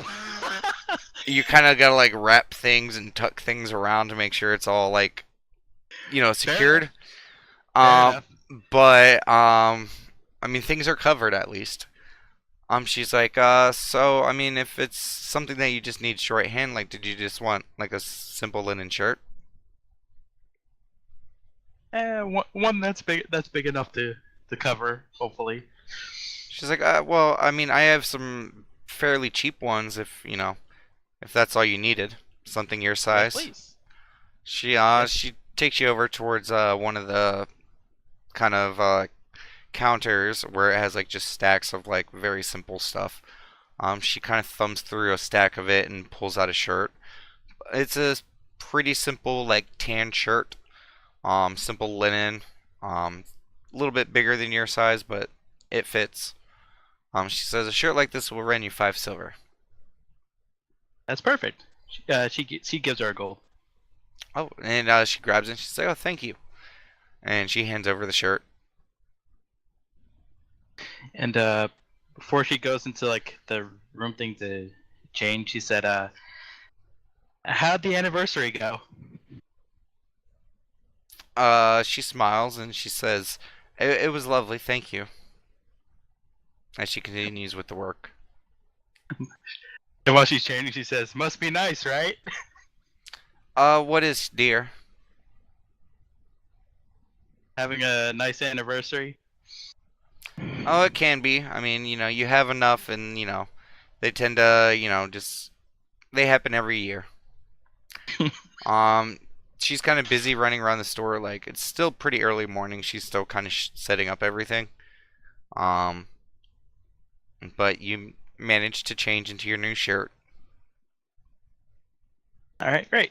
And I put the cloak back. I put the cloak back in my bag, and You do so. I head out. Okay, where you headed? Back to this walking box.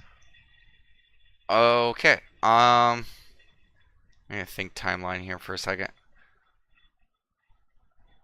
Sin, you make your way back to the squawking box.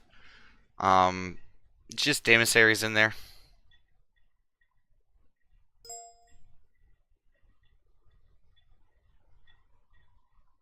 Sin, I say hello to Demo Series. he kind of nods towards you. How have things been here? Looks at you, quiet. Huh. That's usually good. He nods towards you. Down at one of the tables. After that. Okay, because he's been standing, staring out the window this entire time, you assume. And when you sit down at a table, he turns around and makes his way towards the table. And he sits down and he says, yes, this quiet time is meant to reflect on previous battles. I spend the time praying to Cord and thanking him for helping me see my way through the battles previous. Yeah, I mean, best thing to do is reflect on what happened in the past and be able to re-examine that and use it in the future. He smiles and kind of just nods towards you. What time is it? Round. Early noonish. I say to Timo Series, is it ever too early to get a drink? He looks over at you with just a huge grin. He's like, never, my friend. As he's already standing up and walking towards the bar. I go with him. Okay, he orders a bottle of fine wine. Very fine wine. Alright, and Katmira's there or Yeah. is someone else? I ask what's the top shelf stuff like? Oh, the very fine wine? Yeah. Just give me one quick second. The very fine wine starts at 20 gold and goes all the way up to 5,000 gold. Guys are Okay. just jealous. What's in the like, is there one in the 100 gold range? I mean, yeah, there is. There's I a buy- very old bottle of dragon scale brandy. Do they have 2 bottles of that? Yes, they do. I buy one for me and one for Demos Ares. Okay. You do so, and Demisary smiles really large, and Lady Katmera puts down the bottles, sets up 2 shot glasses, two in front of you and 2 in front of Demisaries, and uncorks the bottle and pours at the same time. Fills both of the shots that she set down on the table. Okay, I try and drink one. Demisarius grabs his and you know, do you just throw it back? Yes. Okay, give me an endurance check. Ooh. He spit out 20 gold brandy. I mean, and yeah, 100 gold for one of these bottles, and I mean, yeah, you just spit out like a couple gold.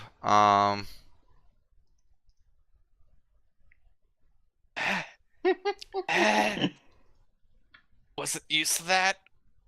Okay. As you go to shoot yours down, Demisarius goes to shoot his down, and Lady Catmera, grabs the other two that she poured and downs both of them at the same time.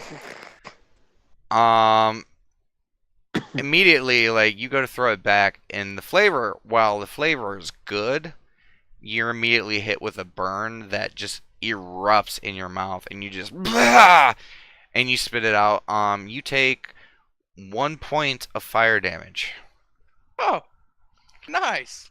Well, Yeah, you had fire and you resistance. swear that a little bit of smoke came out of your mouth. Okay. And Demisarius and Lady Catmera down both theirs. And This they're is why chuckling Cletus at you doesn't currently. drink. How was that? I said, this is why Cletus doesn't drink. Well, I'm guessing if it's that strong, at least some of it still was stem fed. I mean, no, from what you tasted before you couldn't handle it, it tasted pretty good. Like, you probably want some more. Oh, is there more left? Yeah, there's still, you had bottle. Oh, Yeah. sweet. You have Even no though- shot. I tried doing another shot. Okay, give me another endurance check. Rip. And seeing you do it, Demisarius is gonna do it. Oh, We're gonna no. come back. They're gonna be trashed. You kind of cough, choke it up a little bit, but you're able to drink it the second shot. Oh no. But you're starting to feel kind of buzzed, like pretty quick. Like this is some strong liquor. How much of the bottle's left? There's quite a few. I'm gonna go for another one. Okay. You're Oh, forcing no. Demisarius' hand too. Mm-hmm. There's what, at least like 20 shots in a bottle of wine. Yeah, Oh no. no. There's at least, like, Again, 20 you're shots in there. you're coughing real bad, but you're able to drink it, and like you're like that wasn't too bad. That was bad. Like you're quickly start slipping into drunk. And Demisarius notices it and starts chuckling. Catmera's laughing. I stop out there and I try and save the rest of my bottle. Okay. As you look over, your dragonling is trying to lick out the remnants of what was in the glass. Oh no. Oh yeah. Does he breathe fire now? I mean, it was only he's trying to lick at what was left in the glass. Basically, there was nothing in there. Okay, I pour a fourth of the shot for Okay, your dragonling like steps back as you like kind of grab the shot glass and you start pouring it.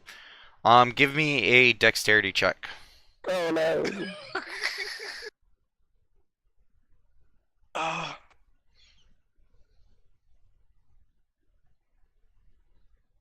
Okay.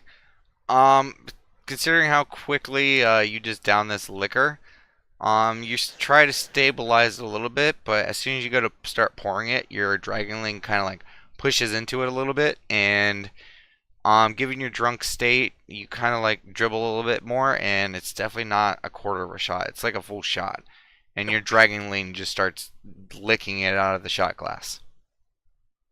there, little guy, drink up. And as it starts drinking, you start to feel more drunk. Oh no! And you immediately remember that, give me an intelligence check. Oh. even in your drunken state, you know, like you have a beautiful mind moment where images flashing and you're remembering back into class, you know, when you had it, and it's like going over all the rules of the familiar about how familiars and their owners are bonded. And, you know, sometimes there have been many stories of, you know, the masters or familiars being able to feel each other's pain and being telepathically linked miles and miles away. You think that this liquor is causing you to get drunk through your familiar, and you immediately regret your decision. Give me an endurance check. Oh no. It's such a small Dragon too. It took a full shot. Well, this is for both of them now. Yeah, you are fucking wasted. Like, you have no control over your body. You are at a severe disadvantage for all your checks and attacks for the next 8 hours at the very least. Oh wow. Okay. I'm. That's all that I'm drinking for now, and I'm cutting off my familiar. Yeah, your familiar's kind of like stumbling around. Davis Aries is laughing at it. As you continue to drink, let me see. Nat would be the first one, so Nat walks in. Hey guys. Hello. You look over and you see an already pretty buzzed Davis Aries, like he's pretty buzzed, and a fucking shit-faced Sin at the bar with his, as soon as you walk in, his dragonling's kind of like sitting on its butt with its tail like in between its legs, kind of like just pointing up as it's like semi laying on its back, waving at you as you walk into the bar. That says, "Come on, guys. You really started without me?" And David Series is like, and he like goes to reach behind the bar, and Lady Cat Mara like a ninja, like she wasn't there, and then she was there, and she like slaps his hand because he was reaching behind the bar to grab another shot glass, and she just grabs it and slides it down the bar. So how is Sin looking? They are pretty bad. Sin is fucking hammered. Like, he doesn't know what gravity is at this point. Like he's shifting from like leaning left, leaning right, leaning forward. Like, there's a couple times he's like slowly sliding out of his bar stool. And his familiar looks fucked up. Like, it's barely able to stand up. It's knocked over a glass like twice now since you've just been standing here. How noticeable would it be if I tried to cast Familiar Mount? Do you want to try a stealth check for it? Yeah, I would kind of go off. I would try and sneak off, and yeah, I'm gonna try and do Familiar Mount. So you're gonna try to sneak away from the bar. Yes, and up to the room real quick. Give me a stealth check. Okay. Okay. Wow. Okay, Nat, you see Sin slowly slide off of his stool, and he just kind of slumps on the ground. And like he starts like inchworming a little bit on the ground. And That's gonna help him. And he's kind of humming to himself like the Mission Impossible theme song. You don't know what it is, but he's like, dude, like just trying to inchworm his way off down the floor, like trying to be sneaky. It is not a good look. But you said you go to help him? Helping him. That's gonna help him. Sid, you get picked up on your excellent stealth mission. How'd you find me? Damon Series is laughing the whole time. Yeah, that will help him to his row. Okay, Thank give me a you. strength check. Yes. Okay, with ease you carry this tiny little gnome up to his room. It's a little weird because he's kind of like Play-Doh at this moment, and like every once in a while he like his weight randomly shifts. Yeah, but you make it over to his room. Let's just put him right on the bed. Do you set him down? Yep. Okay. You're set down on your bed, Sin. I'm I get off my bed if I can, and I start trying to cast Familiar Mount. Okay. Or- Do you try to sneak away from your bed? Actually, wait, did Nat bring the familiar with him? Wait.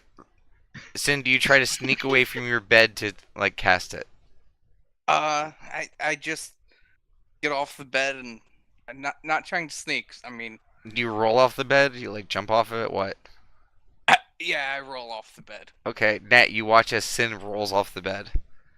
She's kind of laughing at this. I need to do something. Okay. And what is that thing exactly? He says. A secret.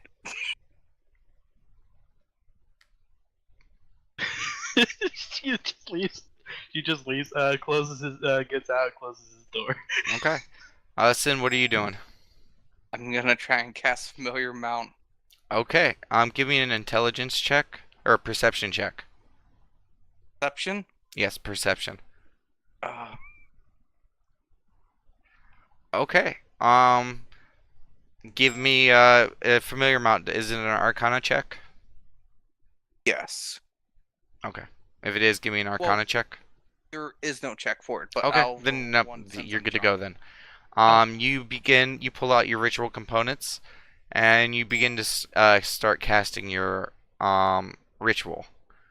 Nat, you make your way downstairs. I take it. Yep. Okay.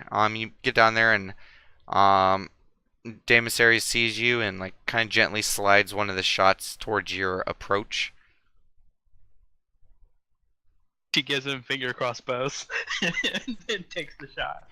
Okay. Give me an endurance check Yeah. as he is also taking another shot.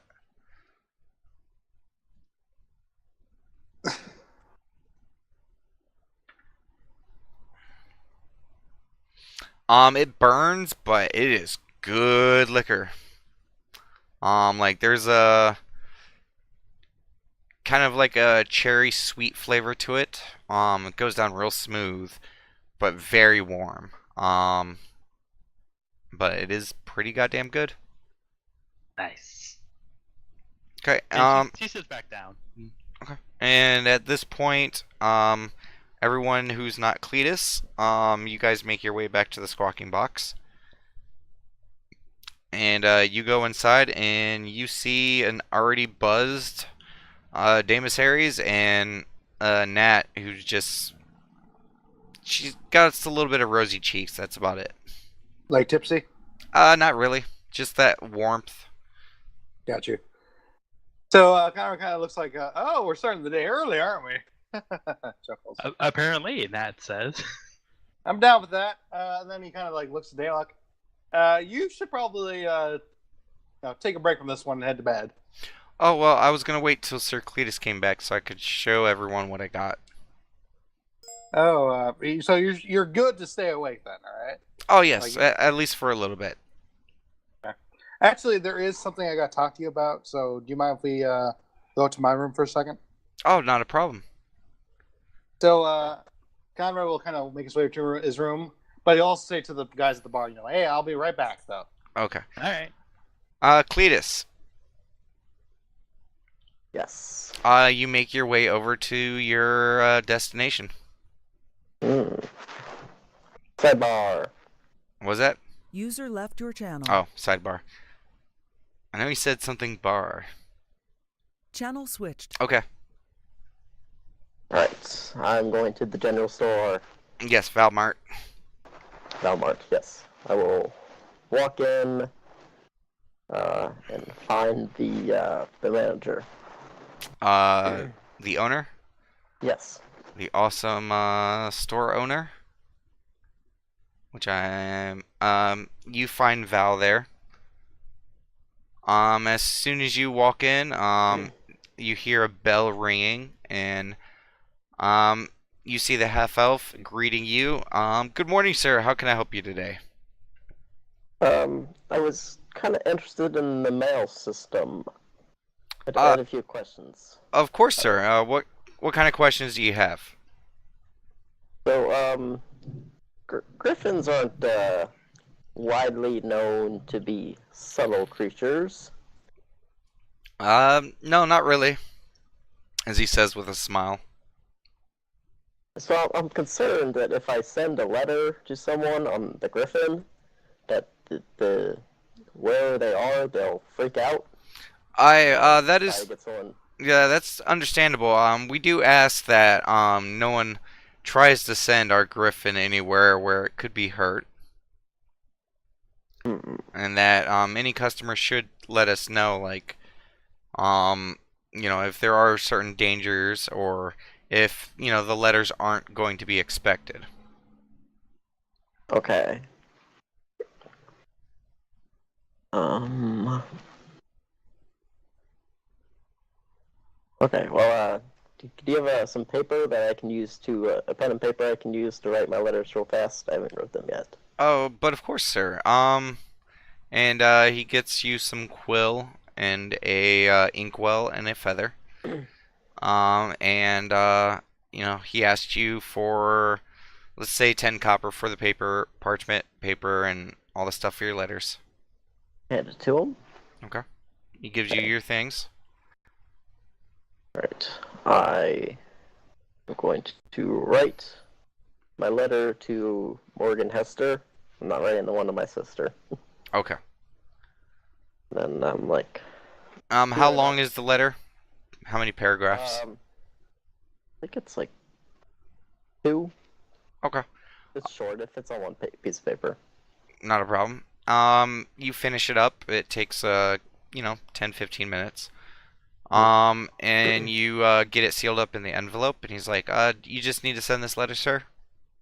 Yeah, they're probably not expecting it. So, I just letting you know that they're probably not expecting a griffin to show up. Well, I mean, as long as it shouldn't be dangerous, sir, we're perfectly fine sending it. I'll make sure to send one of our faster griffins. They'll be able to blink in and out a little bit quicker than the others. Okay. Well, I wrote in the letter that to not mess with the griffin, and to I want the griffin to like stay there for like maybe an hour or so. So if they want to write me back, they could. Ooh, well, our griffins really can't stay for that long, sir. I mean, if we do send a lot of mail out and there's only so many griffins, I mean, if you want to have it wait for an hour, I mean, that is going to be very costly. Hmm. Okay. Well, I'll just have it deliver it then. Okay. That's fine, sir. It's going to be 50 gold to send it. Okay. I'm just gonna edit something on my letter real fast. Okay. Crossing something off. Like, okay. There you go. If there is something that comes back with it, just hold on to it. Don't look at it. I will come back tomorrow and pick it up if there is something. Not a problem, sir. Actually, I need you to come back to the back room to send the letter off. All right, I do so. Okay. And he goes through the normal procedure with the griffins. You walk in the back room, and there's little why can't I think of what they're called? Shelves with the griffin cages, and he has you touch the griffins and think about where you want to send it, who you want to send it to, and brings the griffin out, and with a flash he throws it up, and the griffin turns into a huge size and starts flying off in a direction and just blinks out. He says, it should reach there in no time, sir. Right, thank you very much. He gives you a nod. Is there anything else I can help you with today, sir? I want to get some more trail rations too. Alright, not a problem, sir. How many would you like? 10. 10, sir. Okay, just give me one quick second. Oh, wait. This actually might be on the screen.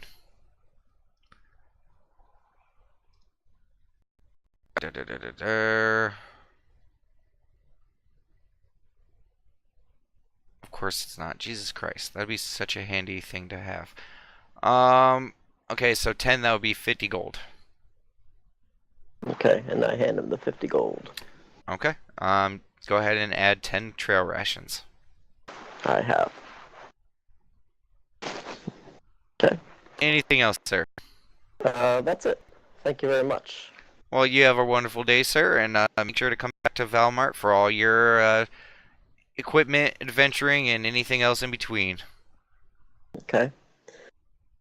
And then I'm actually gonna head towards the gate Okay. of the city. You do so. All right. I'll go up to the guards. I'll be like, I'm just. Is it all right if I just go out for a little bit? Just taking a little stroll. He looks at you. He's like, and it's a young guard. He says, "Well, sir, we do ask, with us raising the security, we're not trying to open up gates all the time, all day. So, I mean, if you're just going for a walk, we do ask that you, do so in the confines of the city. So we're not opening and closing the gate for, excuse me, sir, but for little to no reason." Oh, okay. That's fine. But I'll just head back to the squawking box then. Okay. But the guard nods as you walk away. You make your way over to the squawking box, and as you walk inside, you see everyone there, and some of the people look a little intoxicated. All right. We can hop back in campaign. User left your channel. Channel switched. Nat's gonna talk to Payne about. Oh, he's getting so much better with his tail. Okay, so the guys who just walked into the squawking box to see Daemon Aries and Nat, just finishing up with their shot. What are you guys doing? Well, as I said, Daylock and Conrad, they went back upstairs to his room. Corn? Head to the 3rd floor. Okay. You head up to the 3rd floor? Before he leaves, Nat says, "Can you check if Payne's door is open, please, Corin?" Says I'm going to the 3rd floor. You know what? I'll go and check you real quick. He goes upstairs. Any chance Conrad heard that? No, you're already on your way to the 2nd floor. Damn it. Okay. Question, how long has it been? We'll get to it in just a second. Oh. And you guys make your way up to the 3rd floor, and you guys are in the hallway, and all the doors are closed.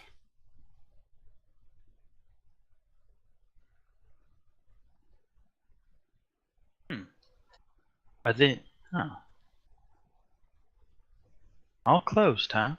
If you guys would like, you guys could roll me an intelligence check. Sure.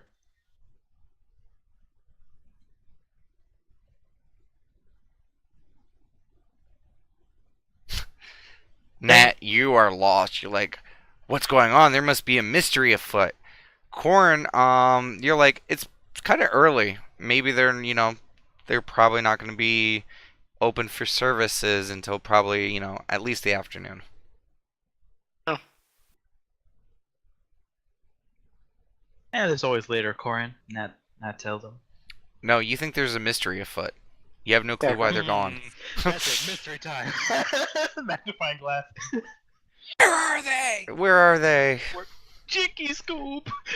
Corin, you look over as Nat's sitting there, and she starts muttering to herself, "I have a particular set of skills." I will find you. I will find you. Yeah, but the doors are closed. Yeah, Corin will head back downstairs and tug on Nat just to get her to move. Okay, Nat, you get tugged by Corin as he's pulling you downstairs. What is he tugging? Your shirt, I take it? Yeah. Your shirt. Okay, I'm going. She says. Okay. You guys make your way downstairs. Conrad, you make your way over to Daylock's room.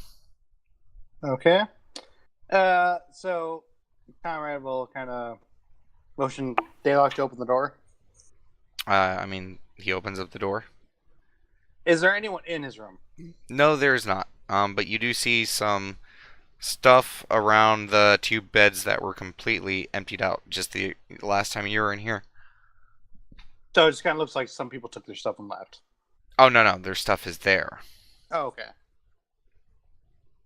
So Conrad will kind of motion for. Well, it'll just kind of like sit down and say, "So Daylock, He's like, yes, sir, Conrad. there's something I kind of made aware to the group, and something you might know, as possibly from your knowledge of cambions. Since I came to this land, I've been having these sort of dreams. They're something like I'm not able to see the person clearly, but I'm able to see this person's life. And even though I'm not able to see them clearly, I think there's about some members of our group. Oh, so your Cambion powers are manifesting and you're beginning to have dreams about people in the party? He chuckles, I guess. But Oh, well, I mean, I just assumed it would have been a matter of time. is that normal? I Like, mean, is it? if you are indeed a Cambion and your parentage was a succubus or something like that, then yes, it is highly likely. How exactly does it work? Is it like only people I interacted with, or can it be literally anybody? Ooh, I mean, I'm not that well versed in the subject. The dreamscape and what succubi do in particular is well beyond me. Do you have any knowledge of anyone who might know more about it? Sir Raylon may. Or Lady Demerel.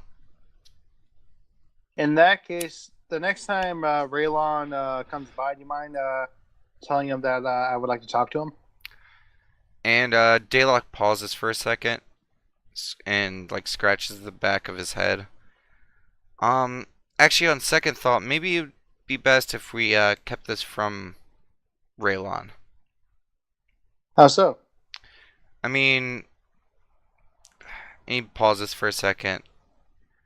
Well, I mean, Raylon and them, they're good people. They're just, I don't know how he would take, me traveling with a Cambion. From Racist. from what we know is, Cambions are evil. I don't think he would allow me to travel with you guys anymore if he knew that one of you were. Tyron gets quiet for a second and says, he just kind of mutters under his breath. Actually, would it be a stealth check to say that? What? No. I'm just gonna mutter it, but Dale can hear it, right? I guess us devils are looked at all the same. And he pauses and like puts a hand on your shoulder. He's like, "Oh, well, no, Sir Conrad. So far, what I've seen, you're a good person. Now it's just, I've met my share of tieflings before, and so has the Platinum Band. Tieflings are one thing. Cambions are just that's a whole different situation. I mean, if you are indeed a Cambion, and from what you've shown us so far, if that's not trickery, you may be one of the first good Cambions in all of history."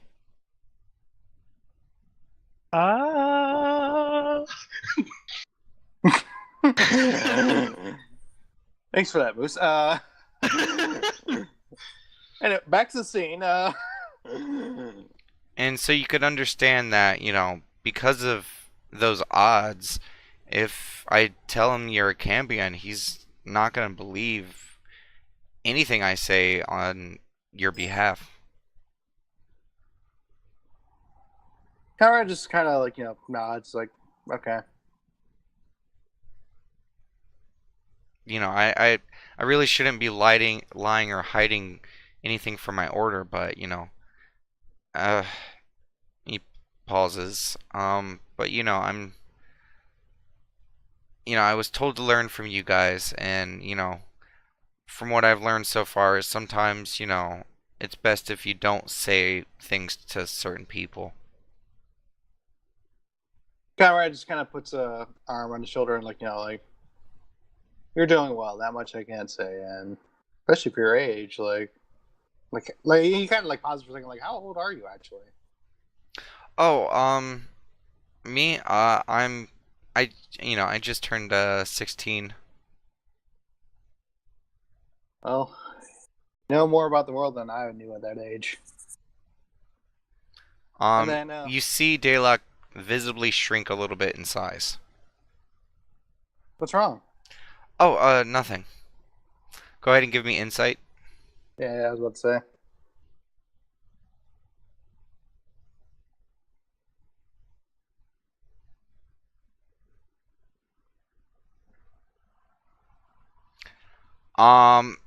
One, it was something. Um, Something about, when you said, you know, you're younger than me and you're at that age, you've experienced so much more of the world. Just there's a recall of some memory where it just snaps him from reality and like sends him somewhere cold for a moment. Conrad just kind of quiets for a second and he says, knowing the world isn't always a blessing, is it? Daylock doesn't say anything. Gives a half smile. He kind of like puts his arm around his shoulder, like like kind of like grabs someone, like As soon as you let's do go that, back down. Daylock pulls away and like kind of jumps away. Oh, okay. You okay? Yeah. Was that all you wanted to discuss, Sir Conrad? Nah, it's yeah. I just thought you should know. Okay. Well, it's probably best we rejoin with everyone else. Okay, Conrad says, As and Daylock goes towards the door and opens it, gesturing you to leave. he does so. Okay. You guys head downstairs. And as you're heading out, you hear a door open behind you. Looks. You see Sin coming out of his door. Sin, you finish your ritual.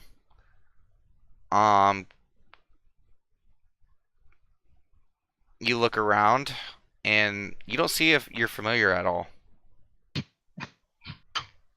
Oh. Oh. Rip. But go ahead and mark those spell component costs off. Okay. Give me an intelligence check.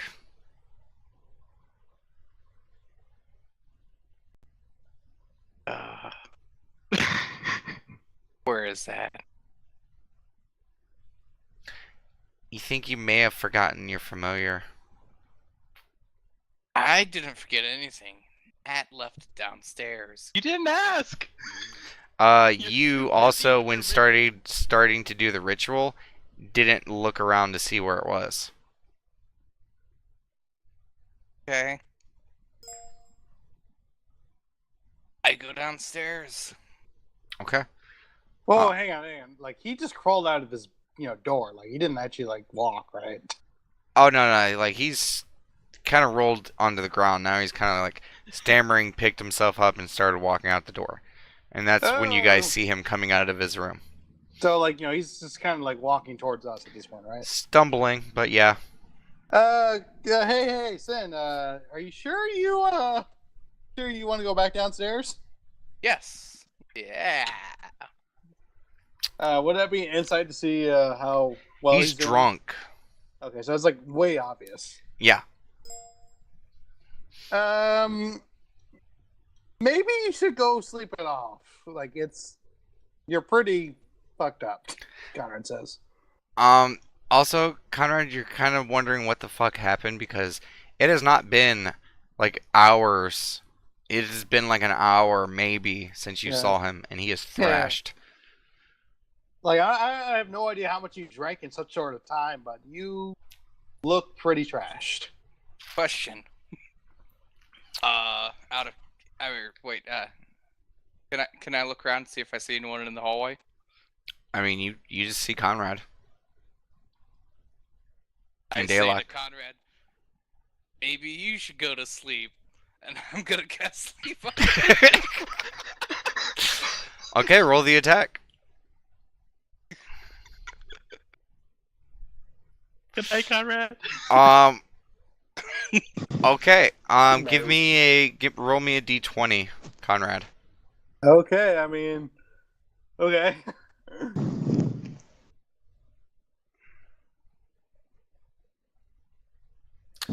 Okay.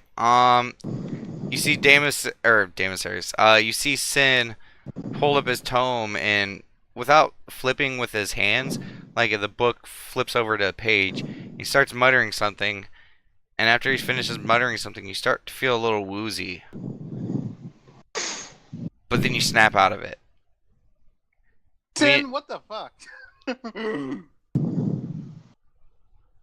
had to tell me I should go to sleep. You should go to sleep. Conrad will kind of like, would it be athletics to just kind of grab him? Sure, yeah. Conrad will like grab him by the hands and like just kind of, you know, like kind of like hearing breathing over. Yeah. T-Dog, your breathing is over your mic right now. Oh, so Thank you. So I'll like Conrad will kind of grab him by his hand so he can't like conjure anything. Okay, well, give me an athletics check, Yeah. and Sin, give me a counter athletics. Question: if I'm resisting, am I possibly going to be damaged? Hang on, that was acrobatics. No. No, I wouldn't be damaged. No. What am I doing? Just athletics. You grab Sin. Yeah, so I grab him by the, you know, arms, just kind of twist him around, take him to bed, drop him, close the door. Okay. Sounds a little bit rough there. Do you continue to try to fight and break out? I try. Yes. Okay, give me an athletics or an acrobatics check, Sin. Acrobatics. He's at severe disadvantage, though, right? Yes, you try to wiggle out, but Conrad's so strong. He makes it over to the door. You push it open. He's pushing you towards your bed. Do you continue to try to break out of it? I say to Conrad, listen, I don't really get to drink often, but I really would love to continue drinking. Can I please go back downstairs and continue drinking? You're Diplomacy. trash and you... Oh, yeah, go ahead. Oh. You Would know that what? be counter You know what? diplomacy? You know what, Conrad? Unless you're trying to convince him, no. I mean, if you want to try to convince him to go to bed. Okay, so Conrad will try to convince him. You're already trashed. It's barely noon. And you can come drink with us any other time. It doesn't have to be specifically right now when you're clearly not a capable mind. I'm gonna get angry with them. You know if I what? can. Well, he already went. I'll go. You know what, Conrad? You guys have both said your piece. Sin, whatever. You don't really care. But Conrad, like, you understand. You guys almost just died. He hasn't hurt anyone. I mean, he's an adult. Let him drink. Conrad kind of sighs, like, okay, just like lets go of him, and like, kind of leaves the door open, like, okay, let's go. We both had like a very traumatic experience, so I totally get that. So let's have some fun. Thank you. No more spells, okay? You told me to go to sleep. I tried to make you go to sleep. I think we're even. Drugs and heads downstairs with Sin. Okay. At this point, everyone is in the bar. So what are you doing, Nat? We went to pick a cake. Oh. What are you doing, Cletus? I wanted to talk to Dame Ceres. Okay. What are you doing, Sin? I'm looking for my familiar Okay. upstairs. You see your familiar as it's now downing another shot of the drink. Go ahead and give me another endurance check. Oh, oh my gosh. Oh no. As soon as you realize what your familiar just did, like, you get 2 steps and your world starts getting dizzy.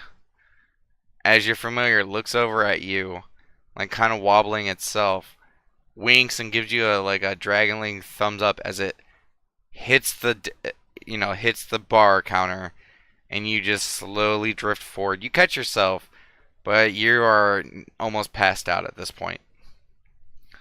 Conrad, what are you doing? So I see him like catch himself, Nope. right? No, okay. Never You're mind. definitely in front of him. All right. Well, Conrad will pull out his other bottle of wine because he bought 2 last Yes. night, and he saved the other one. And he's gonna pull out the other bottle of wine, open it, and start chugging. Okay. Corin, what are you doing? Sit down one corner and just start playing some music. Practice. Okay, go ahead and give me a music roll.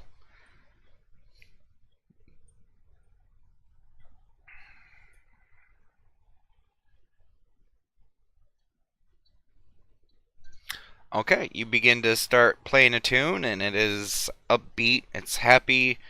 It's it's a decent Feywild tale of how adventurers would come and go. Sometimes coming in to fight for the Summer Queens and the royalty of the Feywild. When times were dark in the Fey, it's upbeat.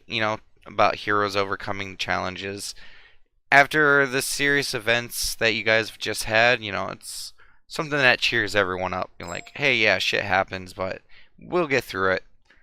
And we will go ahead and take a break there as the music fills the tavern, and some people are starting to down drinks. How long of a break? 5-10 minutes till people get back. Mind if I do 10? Go ahead. Yeah. Oh, I think I'm out of cigarettes. Am I out of cigarettes? You smoke too? Yeah, I'm a smoker. Fuck, I'm out of cigarettes. I thought I had one more. Here you were judging me. No smoking. I Smoking's just gotta bad. by tomorrow. Mm-hmm. Wait. Does the familiar have to be present for it to be biggened?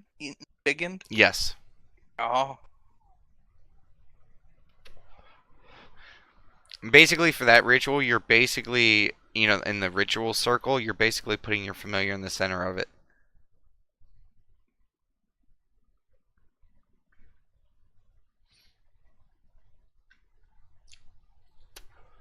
I just love that, like, in the span of, like, Conrad and Sin's interaction. Like, just that one instance, Conrad, like, kind of grabbed him and tried to force him to bed. Sin tried to put him to sleep. And then Conrad's like, yeah, let's go drink more. I'm very That scene changed so rapidly, so quickly. It did. It was like, like, Conrad, go to bed, and he's like, you know what, you're right, Sin. The speed scaling of this episode so far has been a little weird. You go, leave Sin, and he's just basically finished enjoying breakfast. You come back like an hour later, maybe, and he's already shit-faced. Yeah, that's why Conrad was like, I have no idea what you ingested in the short time you were there, but You could have asked. Instead of trying to make me go to bed. I just love also how the full time I was in the room, my familiar's probably been drinking downstairs. Oh no, Yeah, he he's just just got finished that. the bottle. He just got that one. Damn it, Ceres was waiting to see what you're doing, and after a few minutes, he was like, "Oh, Sin's not coming back down for it. Time to drink, buddy." That's basically what was going through Damasary's head. Because Damasary's doesn't know that there's the connection between you and the familiar. He just saw you give your dragonling a drink, so Damasary's made the connection in his head. Okay, it must be fine for it to drink. I actually wanted to ask, is the ceiling a flat ceiling, like across, or is there like beams? Beams. Man, I really wish I had a familiar mount. I was gonna try and fly as close to the ceiling as I could, in hopes that my character would get knocked out by one of the beams. Well, I mean, you could try the ritual again, but I mean, good luck getting your familiar to do what you want right now. Good luck you doing what you want to do. I'm gonna go start some ramen. Luckily, I just the water room.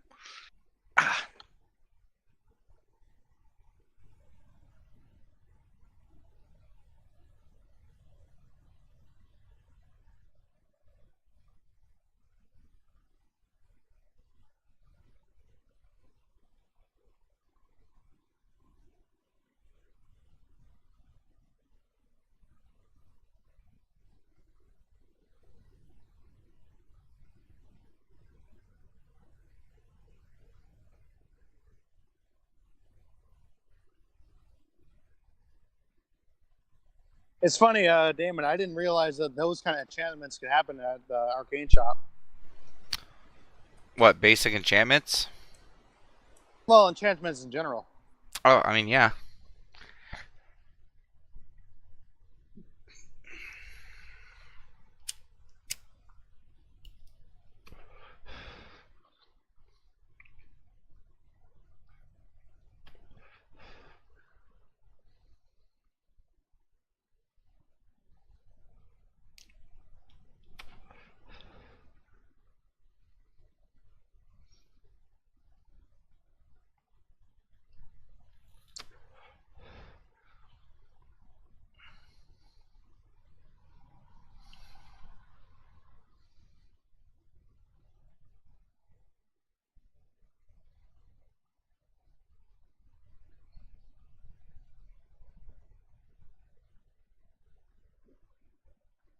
I was also surprised that there was only one healing potion.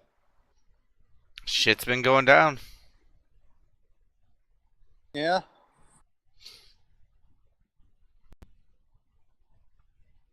And your guys' choices also affect how many potions are being distributed. Or, how many are needed. Well, I imagine buying the whole stock would kind of affect that. Yeah.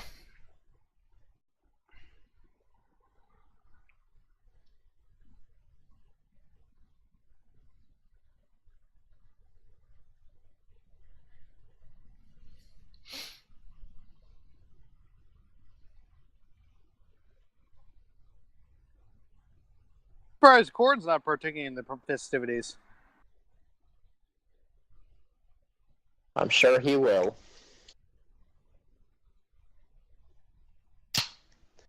He's a 5 o'clock guy. Yeah.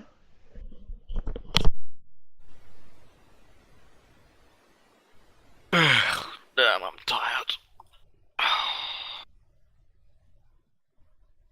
You still okay to go maybe longer, Sin? Or sorry, Face? No. No. But that's been Understandable. more exhausting than I thought.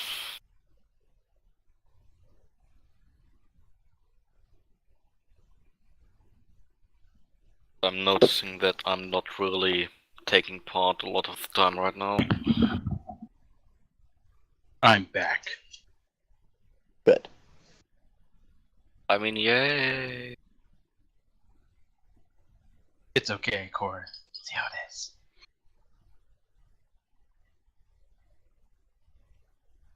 Oh god, diplomacy check. What did he do? He convinced Conrad that he was okay to go back to the bar.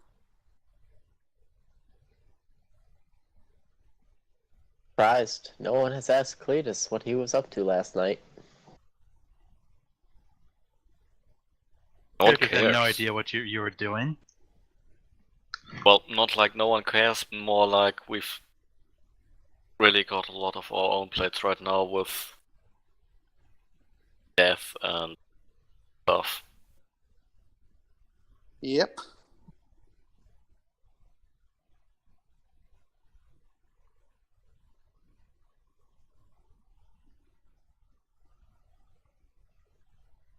I'll be back into my room in about 2 seconds. Okay. We're still waiting on Sin, I think, anyways. I've still got some food in the microwave.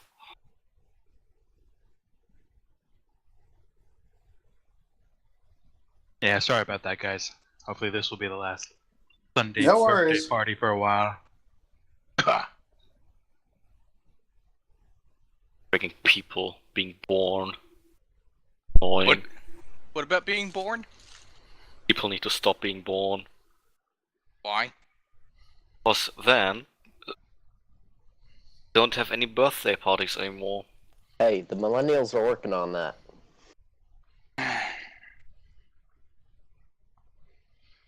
Okay. So what's everyone's status? I'm back. It sounds like it. Making copies. Microwave. Waiting. Okay. Sketch, stop licking my knee. I'm back. What'd I miss? Everyone died. Again. Sin's, God, why do DMs keep making that joke? I mean, Sin's really drunk. What are you doing right now, Nat? Just drinking? Well, not anymore, because I still probably have stuff to do. Okay, well, you saw, Conrad and Daylock come back down to the tavern, with Sin, who almost passed out, like as he's walking downstairs, almost, like, passed out forward, caught himself, and stumbled over to a chair. We'll continue once everyone's back.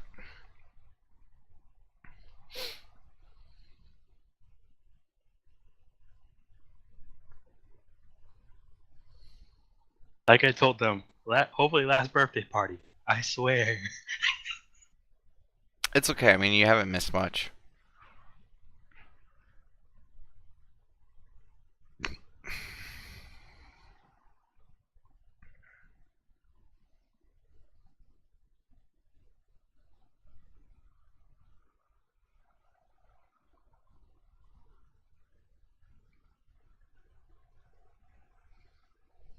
I'm back. Is everyone back? Yep. Sin? I mean, yeah, I mean, Yep. I'm just making ramen, so. Okay, Face, how's your microwave coming along? Yep, done. My food Okay. now. So as you guys all sit there, Sin, what's the current facial expression you have?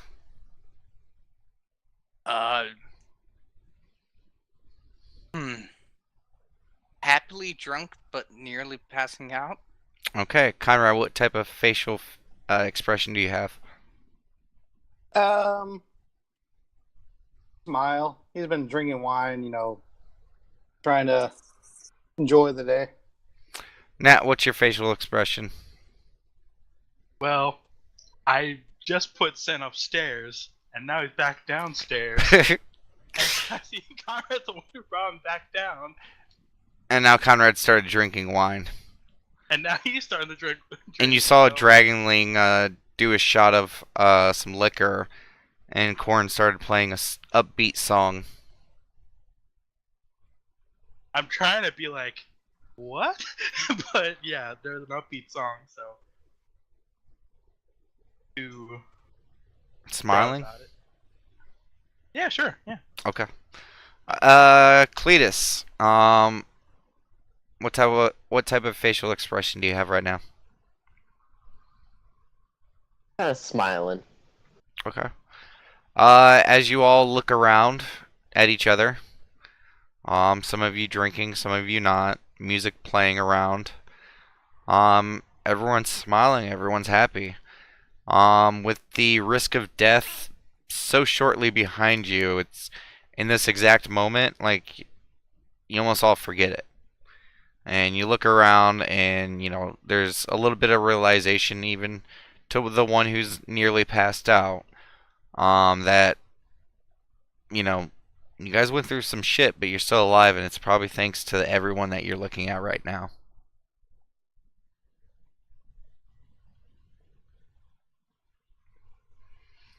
And with that, Daylock stands up and steps a little bit back from the bar and tries to get everyone's attention. If you could all look here real quickly. Conrad does so. What is everyone doing? I do it. Corin. Looks up while still playing the music.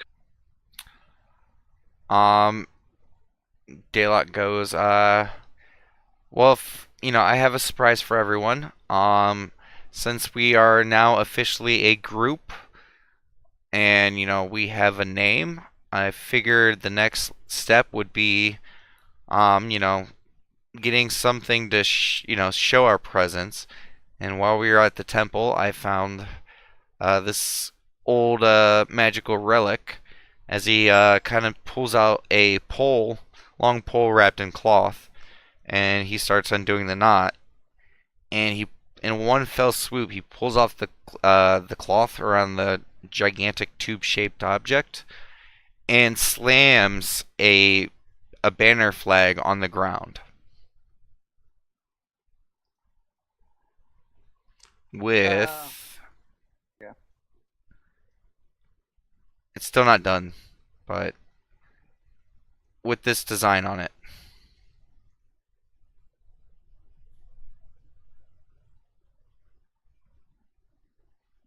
Do you guys see it? Staring with her eyes wide I don't open. see it. You don't see it? It's on roll 20.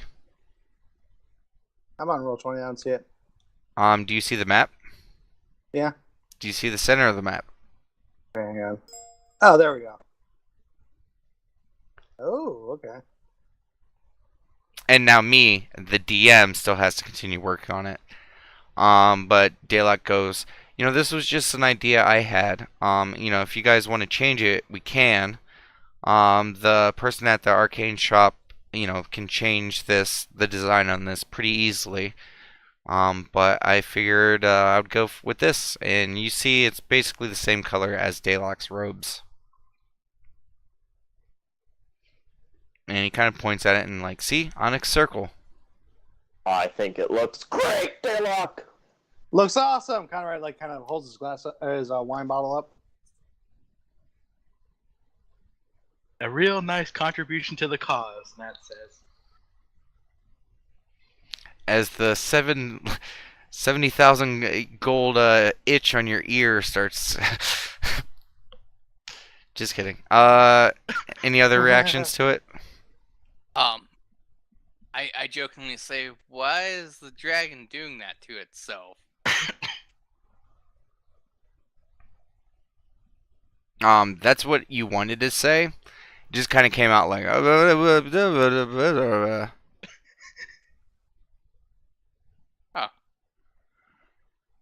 Sin, give me a perception check.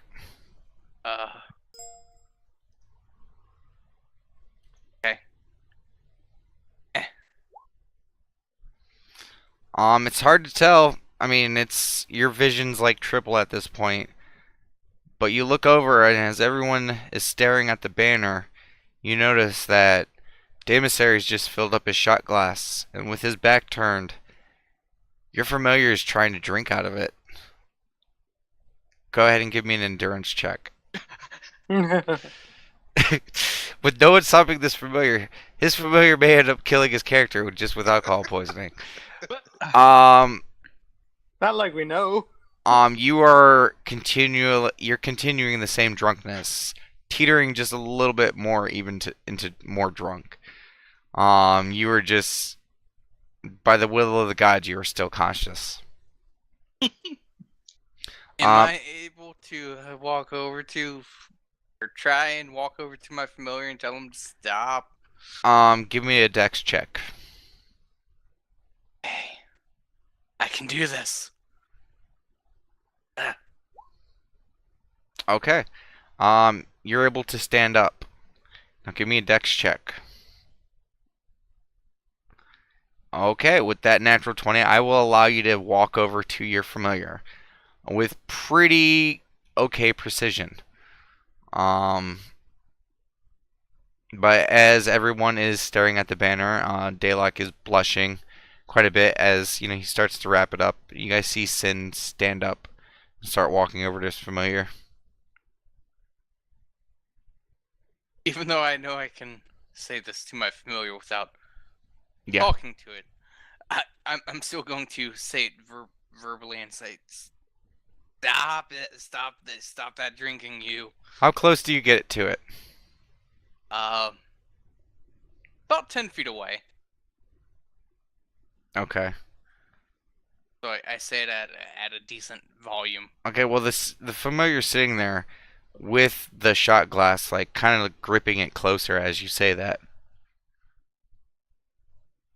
Don't drink it. It kind of like in familiar speak, it says, "We're gonna drink it," as it like leads it closer towards it. Can I roll insight to see what Sin's doing, or do I know? Give me a perception.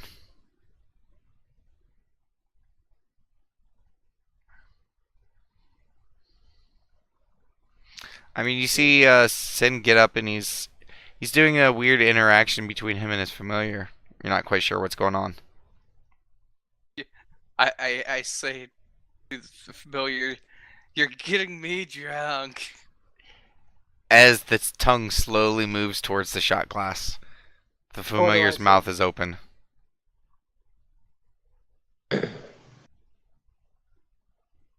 Bye. Did we put the wrong person in bed? Possibly. That's But what do I see with the modified 20? You see Damus or Sin talking to his familiar as his familiar goes to take a drink. You're not quite sure what they're saying. Oh wait. I'm not speaking in. I'm speaking in the familiar speak, aren't I? Yeah, no one has any clue what you're saying. You alright, Sin? You see Sin just get up and start like speaking some weird gibberish like at his familiar. You guys have heard him do his familiar speech before, but considering how drunk he is, you have no fucking clue what he's doing. Can I say in deep speech towards Conrad? He's the one with the drinking problem. Yeah, Sin literally turns around and looks at you, Conrad, and says something in a really weird, dark-sounding language. It sounds pretty evil, almost like he's possessed. But you have no fucking clue what he just said. Yeah, Conrad, just well, you don't have to be mean about it. I was just asking if you're okay. I'm just pointing at the familiar. As soon as you go to look back at the familiar, it already has the shot glass up and it's downing it. And as you say, don't give me one more endurance check. Oh no.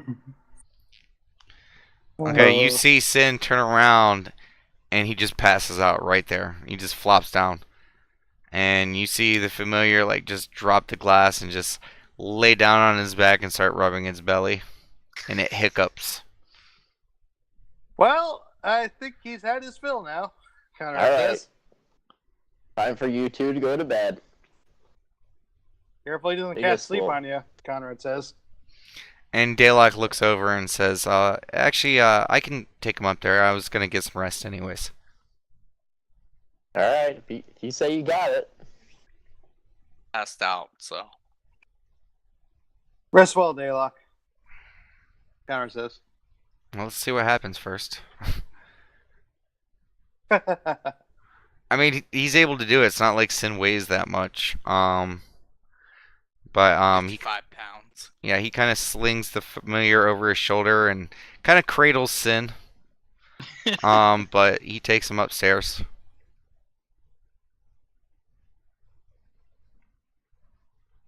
So what is everyone doing?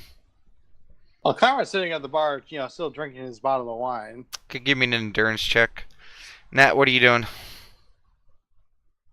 I'm just hanging around, hanging around at this point. Okay. Cletus, what are you doing? I still wanted to talk to Davis Aries. Okay. How do you proceed to do so? I go, hey, Davis Aries, can I talk to you about something? He's like, sure. And, he looks towards you. He's like, has his bottle, of liquor this time. Now he's just kind of taking sips directly out of it. Well, I know you worship Cord, and I can't remember. I don't know if you remember or not, but I worship Cord also. Of course I do. I kind of feel like I've been lacking a little bit in the worship of Cord. I know you're on top of that kind of thing. So just anytime you pray to Cord, could you grab me and I'll pray with you, or pray at the same time you do? I mean, of course, if that is what you wish, I can do such a thing. Right. Sounds great. Thank you. He's like, not a problem. And as he leans back towards the bar, he grabs his shot glass and he pours it, and he gestures the shot towards you, Cletus.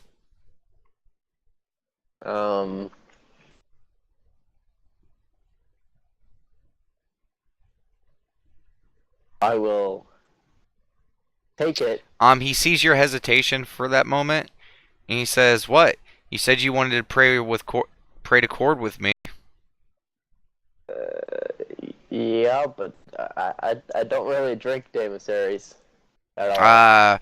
The funny thing about rarities, they still happen.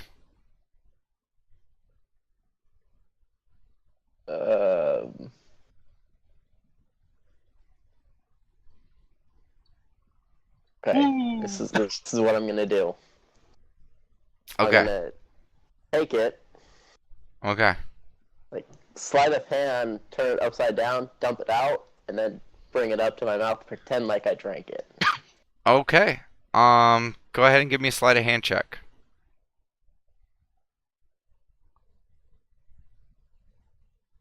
That street, or what is that?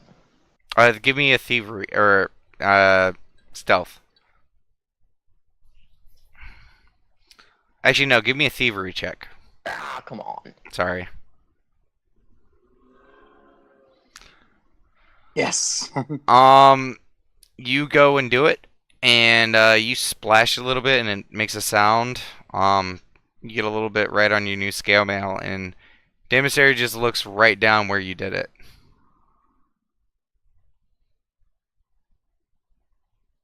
And he just stares at you. He's like, that was probably like 10 gold's worth of booze. Was it your booze? Yeah. I'll pay you back. It's like, no, I mean, as he reaches out to take the shot glass from you.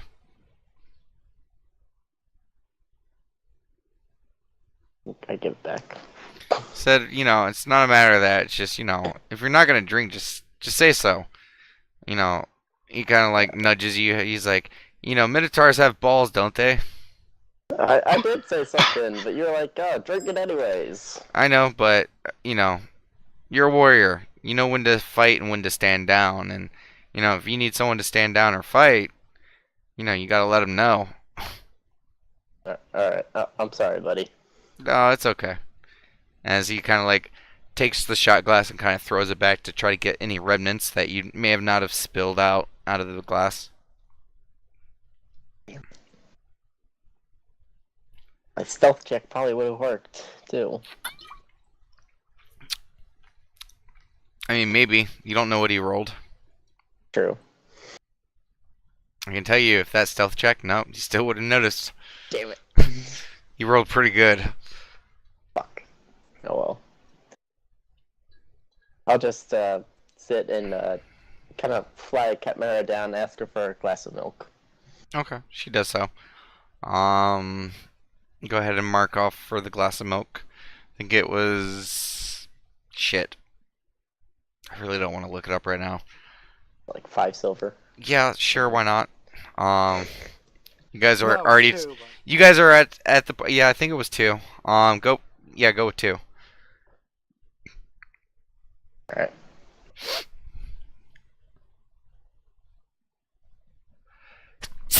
Sorry. Kind of sit there drinking my milk. Okay.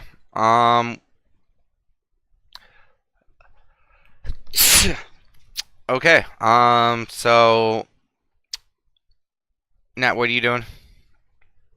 Nat pats Cletus on the shoulder. Says, "You right, big guy?" I'm better. Had a good night.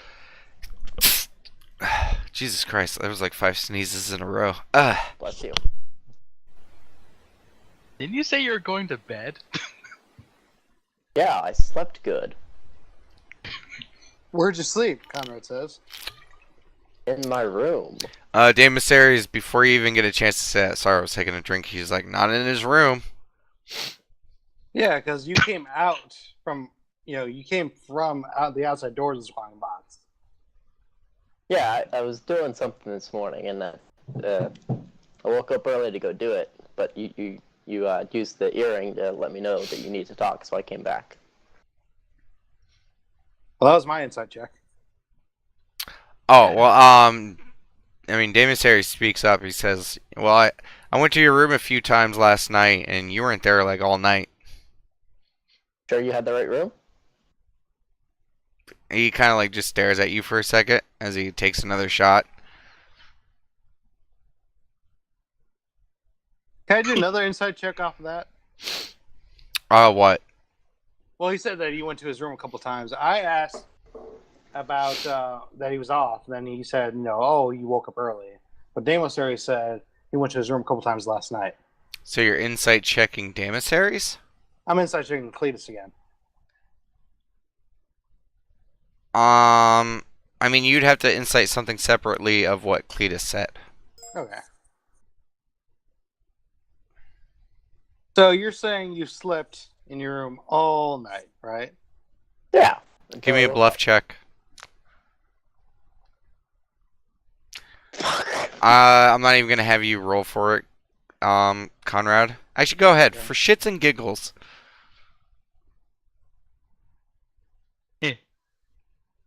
Okay. Cletus was not in his room all night. What were you doing, Cletus? Conrad says, just like kind of like. Cletus, even like that. Yeah, come on, guy. Like, that when you just said it, it did not sound believable at all. You're like, somewhere in the back of your head, you're like, why did I say that? There's no fucking way they're gonna believe that. I wouldn't fucking believe that, and you don't. And they clearly do not. Like, alright, fine. Went up to the 3rd floor. You went up to the 3rd floor. Dame Mysteries chuckles. He's like, honesty, doesn't it feel good? Maybe. It does, Nat says. So you went up to the 3rd floor, then went outside afterwards? Conrad says. I went up to the 3rd floor, spent the night up there, and then in the morning I woke up and went out to do something. I came back when I got your message. Can I do another inside check? On what? Because I he just said he said. went up to the 3rd. Yeah, exactly, yeah. Okay, yeah, sure. I mean, sounds pretty believable. I mean, he was already caught lying once. So obviously he's telling the truth, right? I mean, you guess so. As far as you know. Yeah, as far as the Conrad knows, yeah. Cletus is kind of a stoic guy. Sometimes it's hard to read him. So who'd you spend your night on the 3rd floor with? Kind of chuckles as you drink some more wine. Nat tries to chuckle, but she's covering her mouth with That's for me That's to a statement. know and you to never find out. Oh, was it with Corin's girl? Conrad chuckles again. Record stretch. Yeah, you hear a visible on fucking Corrin's violin, and you guys look over, and there's just a fire in Corrin's eyes. Like, you're pretty if this was an anime, laser beams would be coming out of Corrin's eyes right now. Fiery eyes. Yeah. Is that about right, Face? Silence. Yes. Okay. So he just said he didn't say anything. Yep. Blank face, silence. Sorry, Corin. Conrad says he's just chuckling. Yeah, it's just like, oh. like fingers on the chest, like, oh. I'm not telling you guys who I was with. You know, neither confirming or denying kind of says a statement of it in itself, right? Oh wow, that's not a bad roll. Demissaries looks over at you, looks over towards Lady Catmara, and looks back over at you. Hey, Lady Catmara, just a question real quick. Which of your workers were working last night? And Catmara was like, oh, well, Tyriok, Yulon, and Pain were available last night for, at different times, but, those were the only ones who really had anything going on. And Demissaries is like, thanks. And just looks over towards Euclides. Not saying a word. Demissaries looks back over at Corin. I guess it could have been. I mean, that's a 1 in 3 shot, Conrad says. But he's not telling, Nat says. Corin, how you looking right now? Cat like grin. Yeah, how does Corin live? Well, damn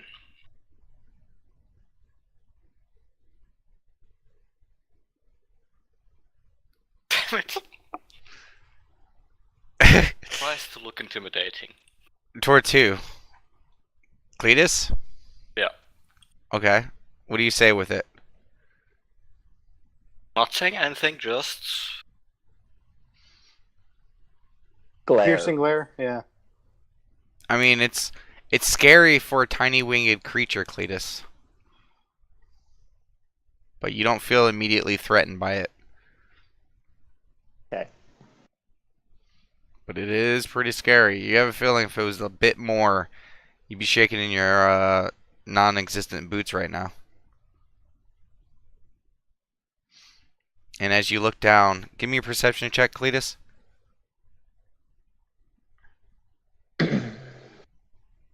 As you think about your non-existent boots. Yeah, your hooves are also done as well. Corin, it was not Yulon.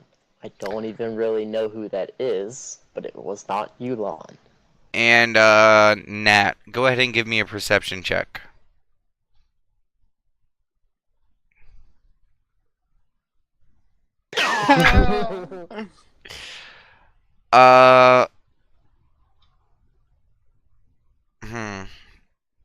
No. Not my eye again. The same eye. You know what? I'm gonna hold off on that for a second. Oh no. Okay. What was that insight for? if he's telling the truth or it not being villain. Give me a diplomacy, Cletus. It's not a strong suit. Yeah, Corin, it was not Yulon. You just see him doing the eye thing with fingers at his eyes, two fingers at Cletus' eyes. Watching you.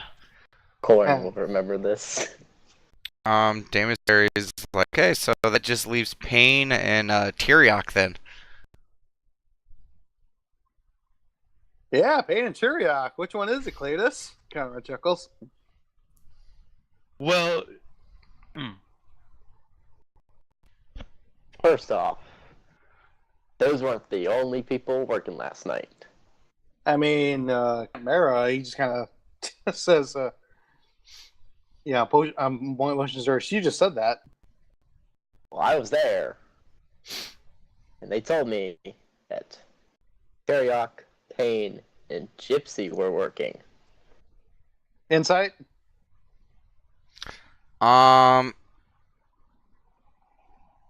Intelligence, Cletus. Okay. Let's read my intelligences. Great. You asked Tyriok that, so, you know, maybe Lady Catmara knew something that he didn't.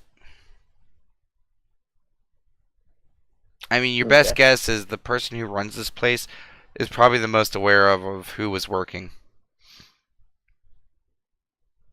I'm just, that's who I knew who was working last night. So. Okay, and you said you wanted to do an insight?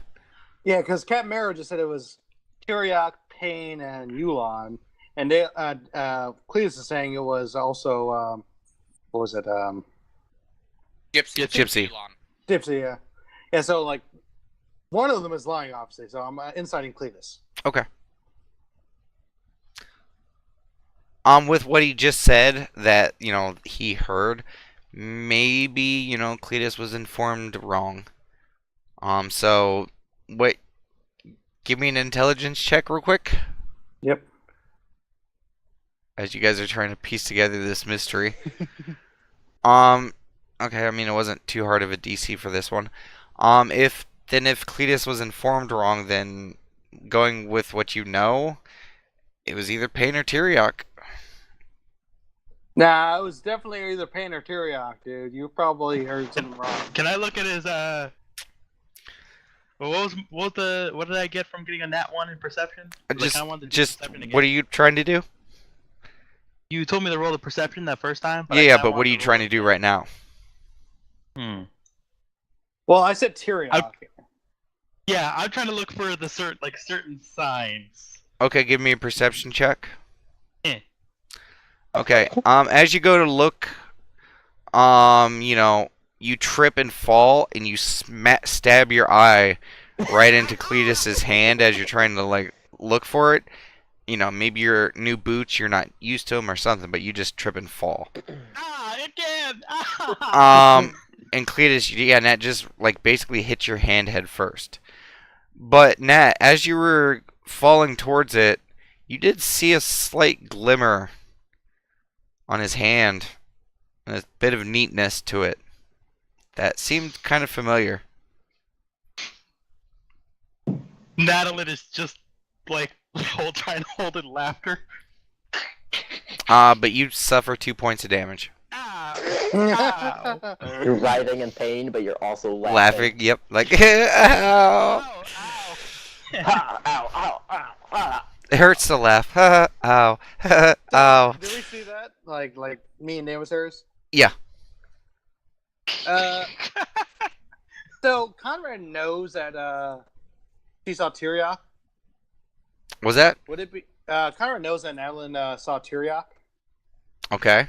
Would it be my intelligence check for him to piece it together, even though he knows it? Because he knows. The only way you're going to be able to tell that is if you know what Nat's thinking or laughing about. So insight on her? Yeah, insight to her, but it's going to be a pretty high DC to know what she's laughing about. You also fell and hit her eye again. So. You're not quite sure. What you laughing about, Nat? He gets up.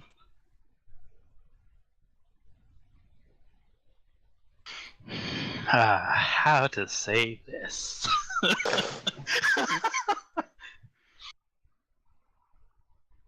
So,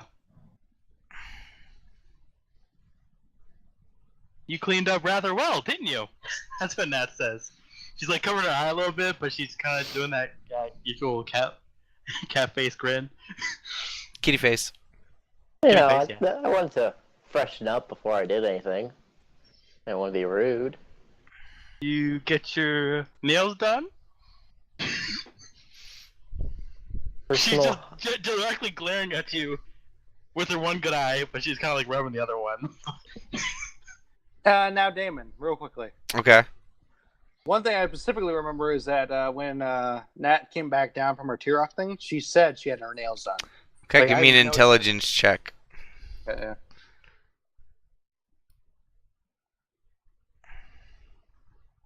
Damn it. Huh. God damn it. Clean hands. Tyriok pain. Huh. Nothing. Coward shrugs as Nat continues. He didn't answer the question. Personal hygiene's important. And that asked Conrad, Pain do nails? No, she didn't. It's Tyriok. She's got her. She does the coughing thing, says, Tyriok, and then coughs again. What are you bluffing, Cletus? That personal hygiene's important. I mean, that's not really a bluff. Yeah, I feel like we all beat that. Well, no, I'm just saying. Technically, Yeah. you're not bluffing. You're just saying hygiene's important. No, well. But, yeah, so Nat says Tyriok. Oh, okay, Cletus. I mean, I'm not going to judge, Nat, saw her as well. Saw Tyriok as well, so... Worth it, Nat says. I mean, it was strictly platonic, though, right? Conrad kind of looks at Cletus. I needed some comfort after, dying. Nat pats him on the shoulder. Yeah, and, Nat, you think about your wonderful night with Tyriok, and you're like, yeah, no judge. You had a great pat night. him on the shoulder. I never gave him that hug during the temple, so she's giving him the hug. I hugged Nat back. She said, "It's okay, Cletus." Yeah. Cameron just kind of puts his he's kind of stroking his hair back. It's like, good God, I know I've been stressed for a while. Ugh. Alright, what time is it, Damon? It's like 1, 2 o'clock, maybe. Do you guys want to check out the board, see what our next job might be? Quickly changing the subject. I mean, sorry. Nat pats him once more on the shoulder, and then she says, "You know what? Sure." She goes to check the quest board. So does Conrad. And Damus Ares speaks up. He's like, well, tell me if there's any changes on it.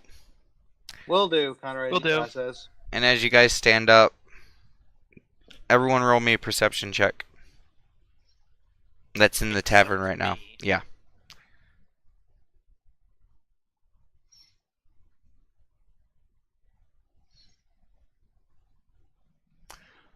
Okay.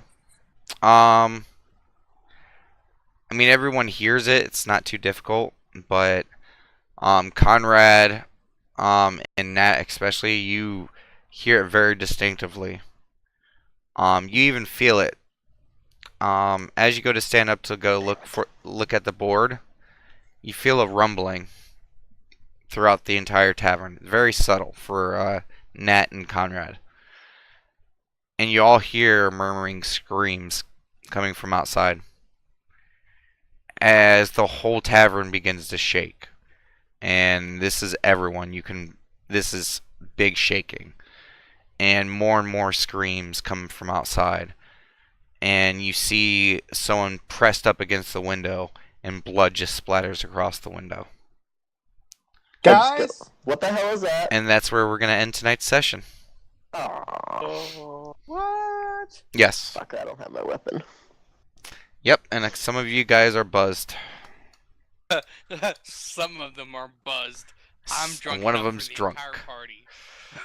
Wait. So I rolled a. Hang on, let me roll it. It was a 20-something for endurance. Am I good? I mean, you've been drinking for the last hour. Like, at this point, since you never said you stopped, you're about a bottle of wine in. So wait, I finished the whole bottle. Okay, wow. Yeah. Whole So, hour early. Yeah, I know. Yeah, So, with the pacing and stuff like that, certain things took a little bit longer than I wanted to. But trust me, this is a good spot to cut it. Okay. Sounds I good. believe you. Just for future reference, I mean, you can tell me afterwards otherwise, but would I take disadvantage on